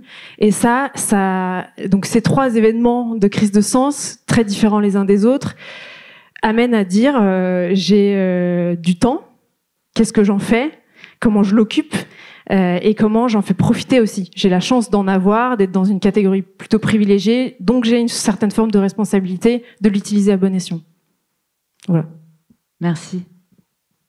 Béatrice Vessillier, vous avez été formée à l'urbanisme dans les années 80 et vous êtes aujourd'hui VP à l'urbanisme à la métropole de Lyon. Donc il y a une forme de continuité et pour autant, entre les années 80 et aujourd'hui, le monde en général et celui de l'urbanisme en particulier a complètement changé. Il y a des mots, on a beaucoup parlé de mots aussi tout à l'heure, il y a des mots qui ont disparu. Enfin, au début, on parlait même pas de développement durable, mais en tout cas, plus tard, on en a parlé et de nouveaux termes sont apparus aujourd'hui, donc résilience, adaptation, transition, vivant, robustesse. On voit que derrière ces mots, c'est aussi des représentations qui se sont modifiées. Vous êtes à la fois actrice et témoin en fait de cette prise de conscience, on va dire, dans laquelle nous sommes entrés. Comment vous avez vu évoluer ces récits? Bon, je m'attendais pas à cette question. Alors, on va dire que je les ai vus quand même bien évoluer au fil de ma pratique, politique et professionnelle, et qu'il y a quand même eu une accélération au cours des 20, mais plutôt 10 dernières années sur les enjeux climatiques, puisque même au début où j'étais élue dans les années 2000, oui, on commençait à se dire il faut faire des plans climat, économie d'énergie, mais on n'avait pas l'acuité de la crise climatique qui s'est vraiment accélérée, il me semble, même s'il y avait eu la canicule en 2003, ça s'est quand même plus accéléré au cours des 15 dernières années. Donc, du coup, les enjeux de la ville aujourd'hui, ils sont à la fois sur, en effet, l'adaptation, l'atténuation et l'adaptation aux enjeux climatiques et environnementaux en général, ressources en eau, pollution diverses et variées, pollution de l'air, etc. Et aussi les enjeux de la solidarité. Rappelons-nous que la loi SRU, elle date de 2000 et qu'aujourd'hui, on a encore, y compris dans notre territoire, la moitié des communes qui n'atteignent pas les objectifs de logements sociaux fixés il y a bientôt 25 ans maintenant. Donc, la ville vivable dont vous parliez tout à l'heure, désirable, elle est vraiment sur ces deux grands enjeux aujourd'hui. Les enjeux sociaux, je pense qu'ils étaient déjà présents, mais sans doute peut-être moins forts sur les ségrégations socio-spatiales, en tout cas moins prégnantes. Peut-être la crise du logement, elle était aussi moins forte il y a 20 ou 30 ans. Aujourd'hui, on est quand même dans un contexte assez terrible sur ces questions-là. Donc, je mets la crise du logement pour illustrer la question des inégalités sociales ou de la crise sociale, mais elle ne se limite pas à la question du logement. Donc, voilà, dans l'action qui est la mienne ou la nôtre aujourd'hui à la métropole, on a non seulement à avoir un récit, mais à avoir des politiques publiques vraiment ambitieuses et transformatrices pour répondre à ces deux grandes crises, me semble-t-il, que sont la crise climatique environnementale au sens large et la crise sociale démocratique. Merci. Vianney Delourme, donc je l'ai dit, vous dirigez un média indépendant qui croise culture, écologie, économie sociale et solidaire. Et puis, vous êtes aussi dans le temps long de l'exploration sur un territoire qui est celui du Grand Paris. Et votre plus grand complice là-dedans, je crois que c'est le Pass Navigo, donc la question des mobilités collectives. Et derrière, ces expériences de promenade, donc on en a fait une ensemble ce matin, finalement vous cherchez aussi à changer les représentations, les images de ce territoire. Et vous le faites de manière plus traditionnelle, on va dire, en l'écrivant dans vos articles. Mais dans ce second volet de vos activités, alors je ne sais pas s'il est second ou premier, vous allez nous le dire, ces grandes randonnées métropolitaines. Est-ce que comment ce passage par l'expérience, c'est aussi un point de bascule de nos représentations? Est-ce que ça marche, la marche? Enfin, c'est nul comme blague, mais il y a différentes, en fait, il y a différentes dimensions dans la réponse que je peux vous apporter. Une professionnelle, une de l'ordre du travail du journaliste et du média et dans ses relations avec les acteurs du territoire qui vont financer son travail, et quelque chose d'un ordre plus personnel qui permet de répondre aux deux questions sur qu'est-ce qui est premier et qu'est-ce qui est second aussi. Donc, comme toutes les métropoles, le Grand Paris naît en 2010 avec des lois que vous connaissez peut-être ou pas, mais qu'importe. Et la métropole du Grand Paris, elle naît d'une ambition qui est celle d'avoir un Paris qui puisse rivaliser avec les nouveaux concurrents, les nouvelles métropoles financiarisées telles que Dubaï est à l'époque un peu le symbole. Et en 2010, il y a donc ce moment métropolitain très singulier où on annonce, et singulièrement à Paris, en tout cas c'est une histoire que je connais assez bien, on annonce des grands systèmes de transport en commun là au service de la performance, il n'y a aucun doute, et puisque ça doit relier avant toute chose les aéroports et les grands clusters économiques, et puis on annonce aussi une nouvelle gouvernance dont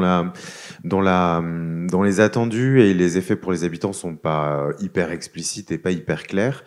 Mais bon, en gros, on comprend qu'on rentre dans l'ère des métropoles.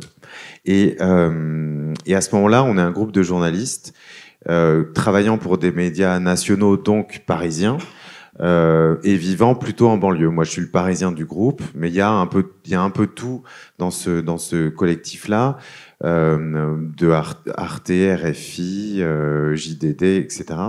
Et ce qui nous marque, puisqu'on parle de récit, ce qui nous marque, c'est que dans le fond, la banlieue est toujours peinte en noir ou en rose ou en transparent, et que ça nous semble pas correspondre à la réalité du territoire, à la réalité de ce que vivent chacun, et que on prend, et puis si on est en train de construire le Grand Paris, c'est-à-dire enfin la réunification de l'intra et de l'extramuros, il va falloir trouver une autre trousse à outils, ou en tout cas d'autres couleurs pour peindre le récit de ce territoire. Donc on part comme ça d'un truc je dirais très simple, et puis on trouve d'ailleurs au cours d'une soirée suffisamment arrosée pour qu'on soit fier de notre titre, on trouve ce nom et ne pas regretter et ne pas revenir dessus. Donc il y a peut-être eu plusieurs soirées arrosées, mais surtout ce qu'on voulait, c'est ne pas être le journal du Grand Paris, le journal de la métropole. Donc là, sur ce plan-là, c'est plutôt réussi, et parce qu'on voulait vraiment dire le Grand Paris existe par l'offre culturelle. Il y a autant de musées en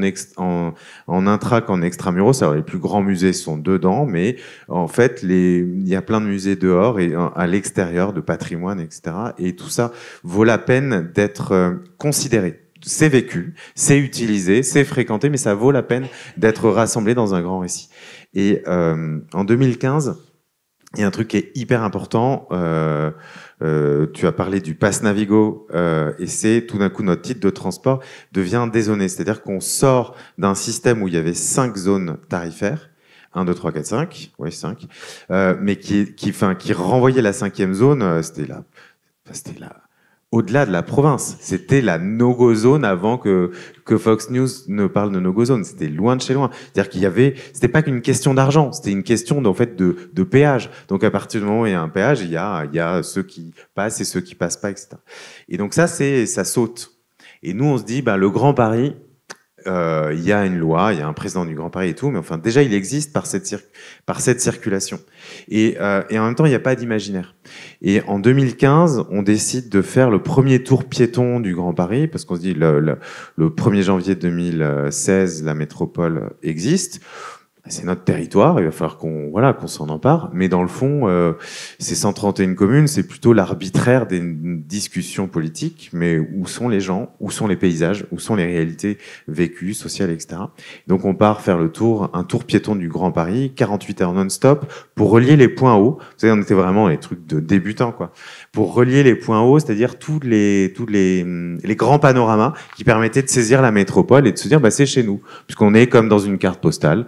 Et donc, on va sur la terrasse de Meudon, on va sur la butte artificielle du parc Valbon, qui est la seule éminence du 93, puisque c'est l'ancienne plaine maraîchère de ce qu'on appelle la plaine de France. Donc, il n'y a pas vraiment de montagne là-bas. Mais l'éminence qui permet d'avoir un point de vue, c'est une petite montagne faite de terres excavées. Donc, ça raconte aussi l'histoire de la fabrique de la ville.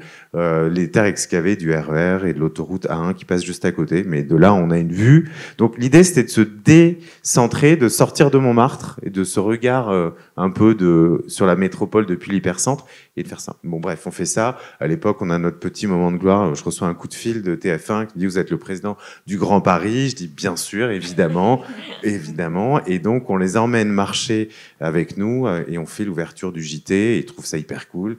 Et on part avec, bref. Mais en fait, on est dans un territoire, il y a un philosophe qui s'appelle Frédéric Gros, pardon, qui est un spécialiste d'ailleurs de la guerre, mais aussi de la marche. Et il écrit un texte sur nous, il nous accompagne, il écrit un texte, il dit c'est les arpenteurs du Grand Paris, c'est-à-dire d'un territoire qui est inflanable par essence, qui est immarchable, et dans lequel tous les systèmes de déplacement sont prévus pour l'efficience, l'efficacité, la rapidité, et pour des choses déterminées. Et nous, finalement, on va marcher parce qu'on a envie de découvrir ce territoire à la vitesse du piéton, à la hauteur d'homme, et puis en groupe, et puis sur un système qui est hyper, que les sentiers métropolitains, entre autres, ont bien décrit, c'est-à-dire qu'on part une journée d'une gare jusqu'à une autre gare, parce qu'on est dans un temps biologique qui nous permet de faire un mini-collectif, même très éphémère, et puis aussi de sentir le chaud. La métropole du Grand Paris, c'est une zone îlot de chaleur à 95%. Quand vous faites une randonnée et que vous êtes tabassé par la chaleur, à la fin de la journée, vous n'avez pas besoin d'avoir un grand récit scientifique du GIEC. Vous savez que c'est délirant et que vous n'avez cessé de marcher sur du bitume. Et puis, il suffit de deux, trois infos comme ça, un peu bien placées. Et donc, cette idée, c'est que, dans le fond, on est dans un territoire dont on n'a pas la perception, dont on n'a pas la clé de lecture, dont on n'a pas la compréhension, et que finalement, c'est en le traversant de manière un peu obsessionnelle qu'on peut en prendre la mesure. Donc c'est là où le projet professionnel et personnel se percute, évidemment, avec beaucoup d'interrogations, puisqu'on parle de récits, mais on produit des cartes, des coups de cœur, on travaille avec les agences d'Urba du territoire, on commence à restituer cette connaissance. Enfin, j'ai calculé, pendant les Jeux Olympiques, on a fait 150 parcours qui n'ont jamais été financés par les Jeux Olympiques, malgré 10 000 promesses et lettres d'intention, mais on a fait 150 parcours ouverts au public, de gare à gare, pour aller découvrir ce territoire. Avec, chez nous, une obsession qui est, dans le fond, ces transports en commun, qui sont les transports en commun du quotidien, notamment pour aller bosser, ils vont aussi nous permettre d'aller dans les fameuses forêts du Grand Paris, dans tous les espaces naturels. Et dans le fond, c'est quelque chose d'intérêt général qui est très, très, très, très mal connu. Et je ne vais pas faire l'article pendant 10 ans, mais juste finir sur un truc. On a, par exemple, une institution qui est extraordinaire, qui n'a pas la réputation qu'elle mérite, qui est l'ancienne agence des espaces verts de la région Île-de-France, qui est créée par la même loi que la loi de conservatoire du littoral, pour les mêmes motifs, c'est-à-dire pour empêcher l'extension du béton au-delà de ce qu'on appelle à l'époque la petite couronne, quoi, la banlieue parisienne. L'État fait ça pendant les 30 Glorieuses pour de bonnes... parce qu'il veut éviter ce qui s'est passé dans les années 20 en banlieue parisienne, c'est-à-dire que les promoteurs achètent des terrains, construisent dans tous les sens, fassent du mal logement, etc. Et il s'agit pour l'État de préserver les villes nouvelles. Bon, et finalement, ça fait une institution publique qui est propriétaire aujourd'hui de 20 000 hectares d'espace naturel qui fait la cité-jardin du Grand Paris. Mais personne n'en parle. Elle a eu 50 ans l'année dernière. Il n'y a pas eu, à part dans le média de référence du Grand Paris, il n'y a pas eu d'article. Et nous, on l'a parcouru dans tous les sens avec une chanteuse lyrique, des cartographes, géologues, écologues, etc., pour partager aux gens qui venaient avec nous cette réalité-là. Alors bon, on a emmené à chaque fois 100 personnes, c'est vachement bien, mais ça ne fait pas la population des 10 millions d'habitants du Grand Paris. Donc on est quand même un peu court pour écrire un récit qui soit pas anecdotique ou qui soit un récit sérieux. Quand je vous écoutais tout à l'heure, je me disais bon, bref, ça va être compliqué. Mais c'est ça qu'il faut faire en tout cas, et essayer de partager cette réalité. Je me suis un peu perdu du coup en route, mais ça c'est normal. Mais l'idée, c'est vraiment un territoire, on se l'approprie par la marche et on finit par se poser des questions où j'ai pas les ressources intellectuelles, etc. Mais on se pose la question de l'habitabilité de notre territoire dans la perspective anthropocénique de l'anthropocène, mais pas que, dans la perspective du quotidien et de notre réalité. Il y a quelque chose d'assez intéressant à creuser. Merci. Est-ce que c'est un récit sérieux que celui de l'arpentage ? Je crois qu'on est aussi dans une époque où les hiérarchies admises de ce qui est noble et de ce qui ne l'est pas doivent être revues. Et donc, il n'y a pas de supériorité intellectuelle du travail théorique sur le faire. Et on a besoin effectivement de réagencer les choses, de cesser de les segmenter, de cesser d'être dans la division fordiste du travail entre ceux qui font, ceux qui pensent et ceux qui font la norme. Et donc, je pense qu'effectivement, ces pratiques sensibles, que ça soit sur un bord de rivière ou entre deux gares de RER, elles sont importantes pour reconnecter les choses. J'ai tenu aujourd'hui un discours qui parlait de manière conceptuelle de récit, mais mon quotidien de chercheur, c'est de me coltiner les mondes de l'élevage, les collectivités territoriales, les habitants pas du Grand Paris, mais du Grand Clermont, qui n'est pas aussi grand, mais on peut pas non plus bouger plus que 1% de la population. Mais qu'il y a des altitudes quand même plus élevées, hein, parce que là, ça m'a paru quand même assez plat, si je puis me permettre. C'est un peu plus sportif de faire le tour du Grand Clermont, je suis d'accord. Et donc, je crois que c'est très important, effectivement, qu'on ait un regard intégrateur sur la situation anthropocène. Notre situation, c'est du construit et du bâti, c'est du vivant vulnérable, c'est du social azimuté, c'est tout ça à la fois. Et si on a des gens qui réparent le social, qui réparent l'environnemental, qui réparent la qualité de l'eau et qui réparent la culture, on va tout perdre. Donc je pense qu'il faut qu'on trouve des dispositifs dans lesquels on est capable de penser ensemble, dans l'idée du soin, la totalité de ces éléments qui font nos mondes d'existence. Donc je pense qu'effectivement, tout ce vocabulaire qu'on a inventé dans la pensée de l'anthropocène sur l'atterrissage, l'ancrage, l'enracinement, etc., bon, c'est des mots qu'il faut regarder avec un peu de distance critique quand même, mais il y a cette idée que l'anthropocène étant une crise systémique, il faut des réponses systémiques, qui soient capables de saisir la totalité de ce qui fait nos existences. Et donc je pense que finalement la méthode du transect ou de l'encerclement de l'espace qu'on n'arrive plus à circonscrire, c'est des stratégies fines et elles sont tout à fait nobles à leur manière. Voilà. J'avais une réaction en vous écoutant tous là, où vous agissez tous, auprès de publics qui peuvent être différents, en tout cas à partir des objets qui sont votre expertise, la question de la ville auprès des citoyens pour Béatrice Bessier et depuis longtemps, la question des entreprises, bien que tout le monde fasse tout en réalité, mais je pensais aussi à Nicolas Delon sur les questions des espaces, que ça soit traversé par différents régimes d'expression d'ailleurs, c'est pas le sujet. Et j'ai l'impression en vous écoutant qu'il y a quand même un poids difficile, quelque chose de difficile à dépasser. Alors pas dans le mur, c'est la question des échelles. Je reviens à la figure du nénuphar et la question des échelles, parce que comme on le sait, j'ai dû le dire tout à l'heure, la question des espoirs est systémique. On le sait. La science nous l'a dit, on la croit, voilà. Et donc, toutes vos actions, et je ne peux que trouver ça absolument formidable, elles paraissent toutes petites. Et je vois bien que vous, certains, j'entends, pas tout le monde, mais Nicolas, je vois, tu te poses des questions, ça paraît tout petit, situé, etc. Mais en fait, est-ce que c'est pas notre regard qui a changé, en fait, qu'il faut changer absolument sur l'action réalisée, et la regarder comme en fait immense. Alors c'est pas du tout la figure du colibri, hein. C'est pas du tout, ça renvoie pas à cette idée que si chacun fait son petit truc, oh là là, on va résoudre tous les problèmes, parce que c'est ça. Hein. Mais voilà, qu'on s'attaque à ça, cette question de. Alors je ne sais pas qui veut répondre, mais tous, je l'espère. Pierre Cornu, Nicolas Delon, Béatrice Bessigné. Je fais vraiment très bien. Comme vous voulez, je n'ai pas d'ordre. On est dans une configuration chercheurs, habitants, élus, etc. C'est important de faire entendre qu'il faut distinguer l'échelle des constats. Oui. La crise anthropocène, c'est une crise globale qu'on ressent dans nos corps et dans nos environnements. Donc voilà, on a toutes les échelles de l'analyse de la crise.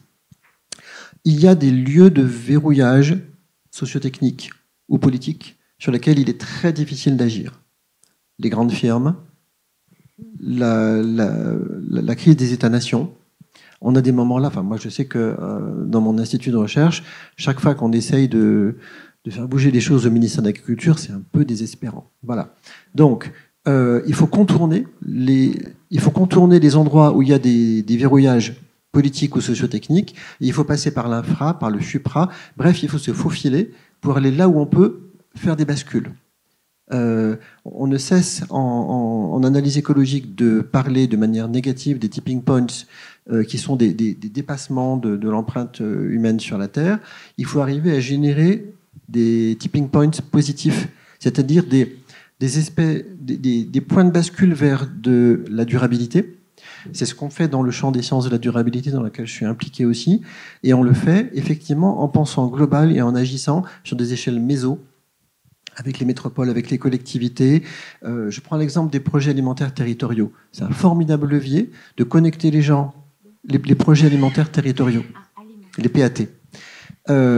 Quand on saisit les collectifs d'habitants par la manière dont ils peuvent s'alimenter, les lieux où ils achètent leurs ressources alimentaires, leur faire rencontrer les producteurs, les distributeurs, que les élus coordonnent ça pour défendre le commerce de proximité, les circuits courts, on arrive à avoir ce regard systémique. Et ça se fait à l'échelle des territoires vécus.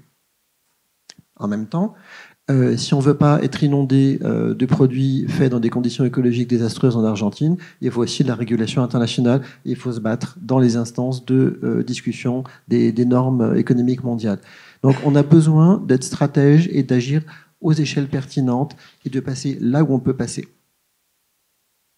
Oui, mais justement, Nicolas Delon, vous êtes stratège pour faire, je pense notamment au projet à Mayotte. C'est-à-dire, j'ai entendu tout à l'heure, vous avez parlé de remonter une filière. D'accord ? Il faut être sacrément stratège pour arriver. C'est une énorme, c'est colossal et en même temps c'est énorme comme déplacement. Il faut être un peu inconscient aussi et se dire qu'on n'a pas le choix que d'essayer. Et je pense que nous, c'est un moteur très fort. Et c'est important d'insister sur le fait que les moteurs, nos moteurs là, nous ici et vous assis dans la salle, ils sont très personnels, très intimes. Ça peut venir de ce que vous disiez, de l'histoire qui est la vôtre, etc. Et moi, je pense qu'il y a un défi quand même qui est le nôtre, c'est de surtout pas opposer les échelles et les disciplines. Ça, c'est vraiment un défi gigantesque. Et depuis 20 ans, on nous parle d'interdisciplinarité. Le mot, personne n'arrive déjà à le dire, mais en fait, tout le monde le dit, mais personne n'en fait, y compris dans les structures publiques que je côtoie. Donc, je pense qu'on a vraiment retrouver du sérieux à cet endroit-là et le faire vraiment, et puis observer qu'est-ce qui marche pas. On a un gros souci aussi dans notre pays sur l'absence de retour sur expérience. C'est-à-dire qu'on est très bon pour lancer des programmes, mais par contre, les regarder, savoir si c'est bien ou pas bien, ça n'intéresse personne, il n'y a pas de financement. Donc moi, partout où je passe, je dis financez des REX, prenez des jeunes, prenez des chercheurs.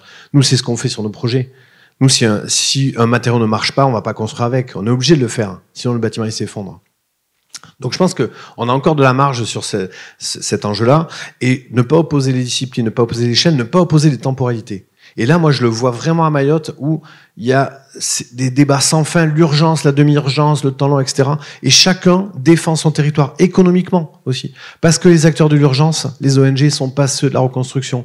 Parce que, enfin bon, un bazar, mais qui met dans une colère. Mais moi, c'est une chose, mais les habitants, vous pouvez pas imaginer. Ils sont fous furieux, quoi. Donc, je pense qu'il y a un défi méthodologique, conceptuel, de vraiment retrouver la concordance des temps. Et moi, je pense que nos métiers, en tout cas, moi, je parle de mon endroit, c'est vraiment un enjeu très important.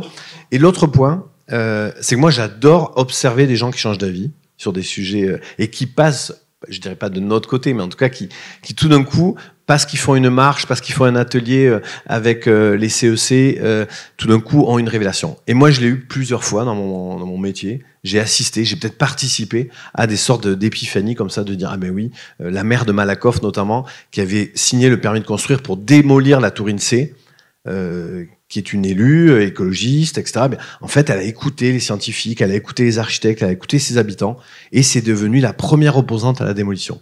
Bon, malheureusement, elle n'a pas gagné, parce que on est quand même condamné à perdre, hein, vous le disiez tout à l'heure. Mais c'était... Ben non, mais enfin, je le dis comme ça, mais globalement, il faut quand même qu'on constate qu'on perd plus qu'on gagne. Hein. Franchement, si on n'est pas en première division, ça c'est sûr. Donc, en tout cas, et je trouve que ces moments-là où on arrive à embarquer des personnes et qui tout d'un coup, parce qu'ils ont rencontré, parce qu'ils ont peut-être qu'on va faire basculer aussi des gens dans cette salle ce soir. Ben moi, c'est quelque chose qui me donne de l'énergie. Et quand on va à Mayotte et qu'on va voir un élu, on lui dit, ben voilà, on va acheminer une scierie mobile parce que vous avez du bois partout sur votre commune et on va reconstruire une partie des bâtiments publics avec les troncs qu'on va prendre et qu'on va scier, et que lui dit, mais génial, j'avais jamais imaginé que j'avais une ressource alors que je pensais que c'était un déchet. Ben moi, voilà, ça c'est un des moteurs auxquels je crois beaucoup, et je trouve que c'est des moteurs de récit aussi. Donc c'est aussi pour reboucler. Oui, je pense aussi que parfois on le fait parce qu'on sait juste et on se concentre pas forcément toujours sur le résultat.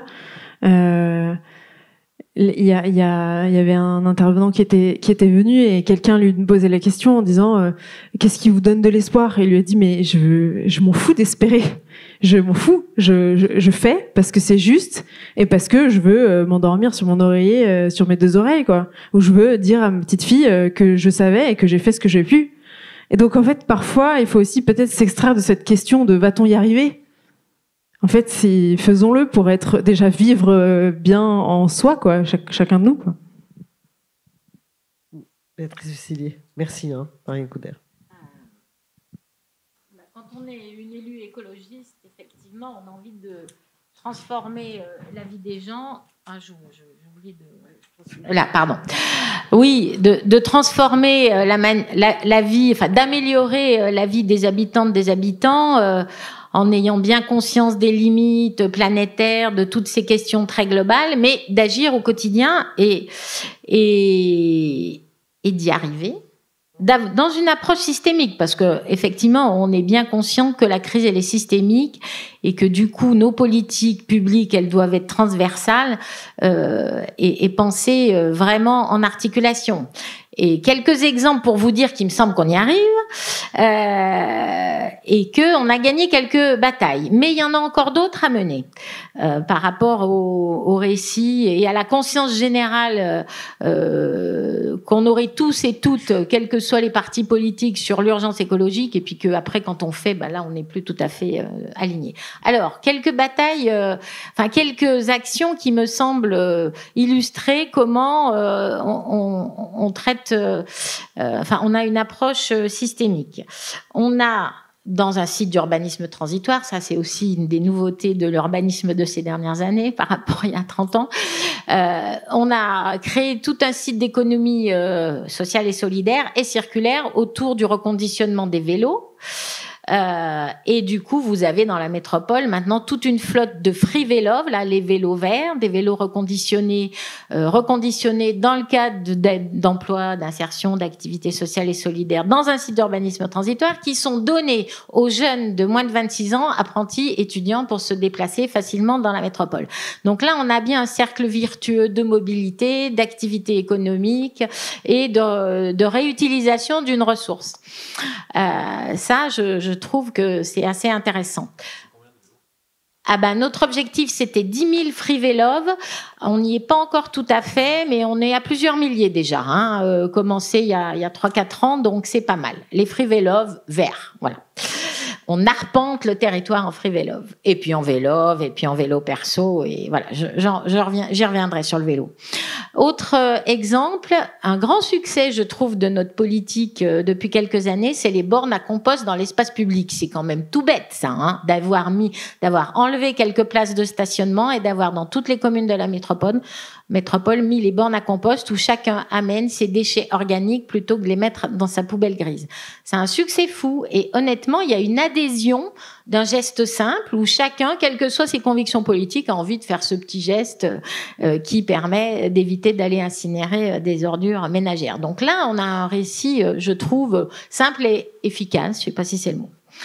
On a aussi gagné la bataille de la grande infrastructure autoroutière du bouclage du périphérique dans la métropole. Ça a été un débat il y a 10 ans. C'était le débat porté par Gérard Collomb et par à peu près tous les partis, y compris de gauche, sauf les écologistes. C'était le tronçon ouest du périphérique, l'anneau des sciences. Aujourd'hui, on vient de voter un projet de schéma de cohérence territoriale. Les grandes infrastructures routières, dont celle-ci et d'autres, ont disparu. Mais notamment celle-ci qui avait fait beaucoup de débats avec un débat public de la CNDP en 2013. Là, on l'a enlevé. Ça n'est même plus un sujet. On a gagné la bataille dans la représentation qu'on n'a pas besoin de boucler le périphérique.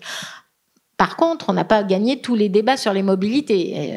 Et ça, effectivement, c'est quand même très intéressant de le souligner, malgré l'urgence sanitaire de la pollution de l'air et le fait qu'on explique qu'en baissant le trafic automobile, c'est pas pour juste embêter les automobilistes, c'est parce qu'il y a un enjeu de santé publique, mais vraiment énorme, de baisser la pollution de l'air dans une agglo très concernée par la pollution aux différents polluants.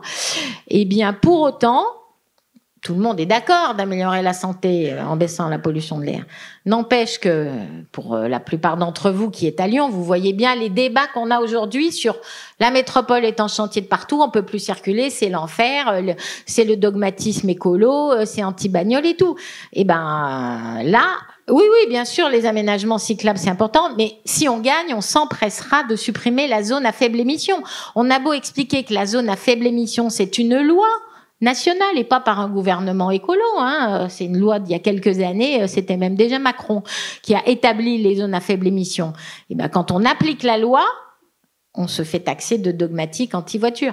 Voilà. Et pourtant, on a des chiffres qui montrent que depuis quelques années, le trafic baisse, la pollution, la qualité de l'air s'améliore, qu'on va dans le bon sens et qu'on fait on fait un programme de transport en commun comme jamais, très, très significatif, très ambitieux. On fait du développement du vélo très ambitieux. Et pour autant, c'est des débats politiques, mais au mauvais sens du terme quand même, sur le fait que tout ça est très idéologique. Donc, le récit, moi, j'ai bien aimé tout votre discours sur le récit. Si vous pouvez nous aider à faire le récit pendant quelques mois, super. Sur cette question des mobilités et de la pollution, j'ai envie de rebondir là-dessus par rapport à quelque chose qui a été abordé aussi tout à l'heure sur la question de la confiance et de la méfiance. J'ai travaillé, j'ai fait une recherche sur ça, sur la question des représentations habitantes autour de la qualité de l'air. Et ce qui ressort dans cette recherche, mais dans d'autres, en fait, c'est qu'on se heurte parfois et même souvent à des mécanismes de méfiance, une méfiance vis-à-vis des institutions, une méfiance aussi vis-à-vis des scientifiques et des données. Vous le dites, les données, on les a, mais pour autant, c'est pas suffisant, et c'est pas suffisant parce que aussi parce qu'il n'y a pas de confiance dans ce qu'on appelle des fois le système expert, et c'est très puissant ça. Dans la capacité à faire évoluer les représentations. Donc c'est une question que je vous pose, mais peut-être que je pose à toutes et tous. Comment on peut jouer avec ça ou sur ça quand on cherche à accompagner le changement des représentations?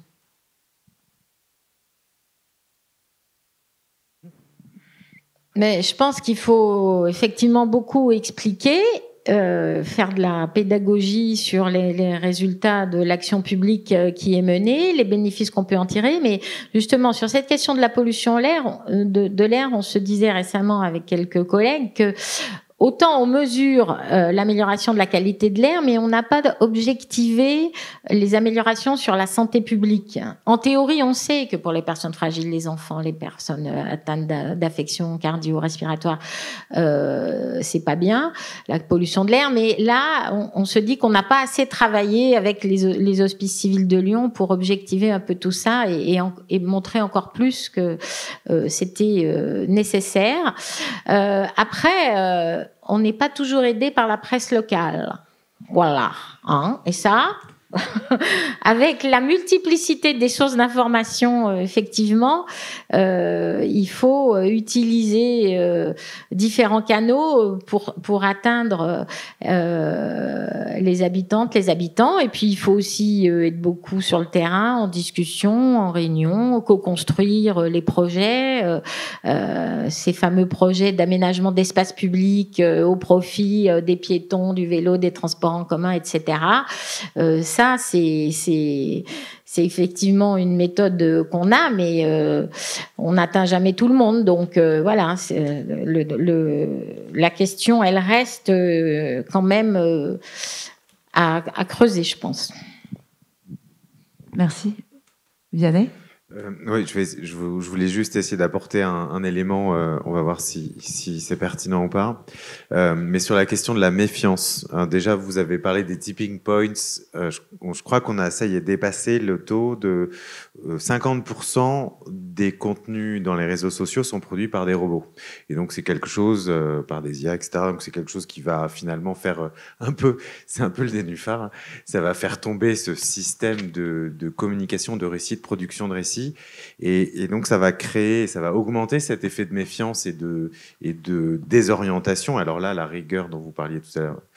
Et ça, c'est quelque chose qui me perturbe beaucoup et qui nous perturbe professionnellement, mais évidemment aussi pour ce qui est de la question du traitement de l'espace civique, parce que dans le même temps, ça tue le modèle économique des médias, très clairement, définitivement. Mais là, je voulais ajouter un point, c'est quand même un point de vigilance. Là où je voulais ajouter un point, c'est que je pense qu'il est aussi intéressant d'essayer de réussir des alliances entre les acteurs dans les territoires, y compris de différentes typologies, pour produire et du récit et du projet. Et dans le temps long, ce qui est assez compliqué. C'est assez compliqué quand on est une structure associative qui dépend de l'argent public, d'être associé dans un rapport de nécessité, mais aussi dans une position de liberté. C'est aussi important pour les élus de laisser de la place aux acteurs du territoire pour y compris faire des pas de côté là où parfois c'était pas prévu ou pas vu. Et je dis ça de manière un peu générique, mais parce que ça me fait penser à des projets que nous on a portés, y compris avec des élus, comme de transformer le canal Saint-Martin à Paris en baignade publique, parce que l'idée c'était d'essayer de porter le projet d'un parc naturel urbain à l'échelle des canaux parisiens qu'on avait écrit. En faisant intervenir des artistes, des scientifiques, des botanistes, etc. Et on a fait un truc de fou qui était d'avoir l'autorisation du ministère, enfin de vous imaginer la chaîne de commandement public et scientifique. Et au final, c'était un succès tellement important que les autorités publiques s'en sont emparées et ont coupé une partie du récit. Parce que la finalité, elle était... Enfin, je me tourne vers vous. Parce que, en fait, non, mais le sujet... Je pense que le sujet des alliances est très intéressant et très important au moment d'écrire des récits. Et donc, c'est devenu un élément par l'inertie, je dirais, de la chose publique. Ce qu'on a produit est devenu un élément de la communication post-JO, alors que c'était pas ça le sujet. Le sujet, c'était comment des habitants s'emparent d'un bout de leur territoire et le transforment. Enfin, les gens, c'était incroyable. On a fait ça 4 étés de suite. Les gens parlaient de leur... en fait, ce qui nous intéressait, c'était que le canal, il fait le lien entre Paris et la banlieue. Et on voulait le rendre baignable, pas par lubie, mais pour décentrer le regard et l'usage de la ville. Et on a fini par démontrer aux autorités administratives que c'était possible, mais toute la dimension écolo et de l'implication des habitants a sauté au passage. C'est hyper compliqué, il y a la responsabilité pénale des maires, il y a des histoires, mais sans fin. Mais je dirais que c'est intéressant de voir que c'est très difficile d'être dans des relations asymétriques d'acteurs, et qu'en même temps c'est très intéressant parce que ça permet aussi de faire bouger des choses. Je sais pas si, mais sur la question de la confiance, sur la question de la relation, je pense que c'est important de penser des alliances pour pouvoir agir à des échelles situées peut-être, mais peut-être pas que. Voilà, il y a des trucs qui se jouent qui sont intéressants. Je peux juste ajouter un micro truc. Vas-y, Nicolas. Ça m'a fait faire un lien entre ce que tu viens de dire et ce que Pierre disait. En fait, quelle confiance on a dans les récits, comment on évite de se faire voler les récits ou piller les récits. Parce que moi, dans notre métier, si on en parle, la question de l'économie circulaire, des écoquartiers, en fait, c'est que des récits qui ont été absorbés, aspirés, démembrés, et qui font des grands 4x3 en disant ici on fait un écoquartier, mais en fait il n'y a pas moins écologique qu'un écoquartier, ça on le sait depuis le début. Donc non mais sérieusement, donc un des enjeux, c'est comment on protège ces récits, et c'est peut-être une question à Pierre. Est-ce que c'est possible de les protéger? Est-ce qu'il faut toujours avoir des récits d'avance en disant gardez ce récit-là parce qu'en fait moi il m'a servi, mais une fois. Vous voyez ce que je veux dire aussi sur la capacité aussi de ces acteurs dont il était question tout à l'heure, le banc de poissons, en fait les gros poissons du milieu, eux en fait ils attrapent vraiment tous ces récits-là. Et à côté nous les tout petits poissons, moi ça me rend dingue que les JO, t'avais fait des promesses, tu les aies pas tenues, mais c'est un truc de dingue. Vous n'êtes pas les seuls. Hein. Oui, non mais vous n'êtes pas les seuls, mais je veux dire, on parlait de faire marcher des gens. Bon voilà. Donc est-ce qu'on peut protéger des récits? Est-ce qu'au contraire il faut considérer qu'ils sont tous... Oh, je ne sais pas, c'est une question que je pose. Mais répondez-y. Pardon. Pierre, alors, il se fait tard pour une question aussi compliquée, mais je vais essayer d'être synthétique.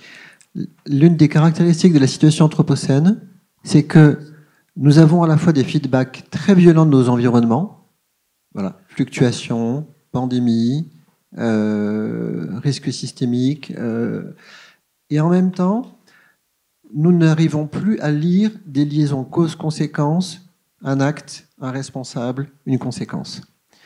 Ce qui veut dire qu'il est possible de nous vendre des récits frelatés sur revenir aux 30 Glorieuses, revenir à la petite maison dans la prairie, revenir à toutes sortes de choses, et qu'on ne voit plus des mensonges gros comme des maisons, parce qu'on n'a plus dans nos vies des feedbacks immédiats des erreurs de choix que nous faisons.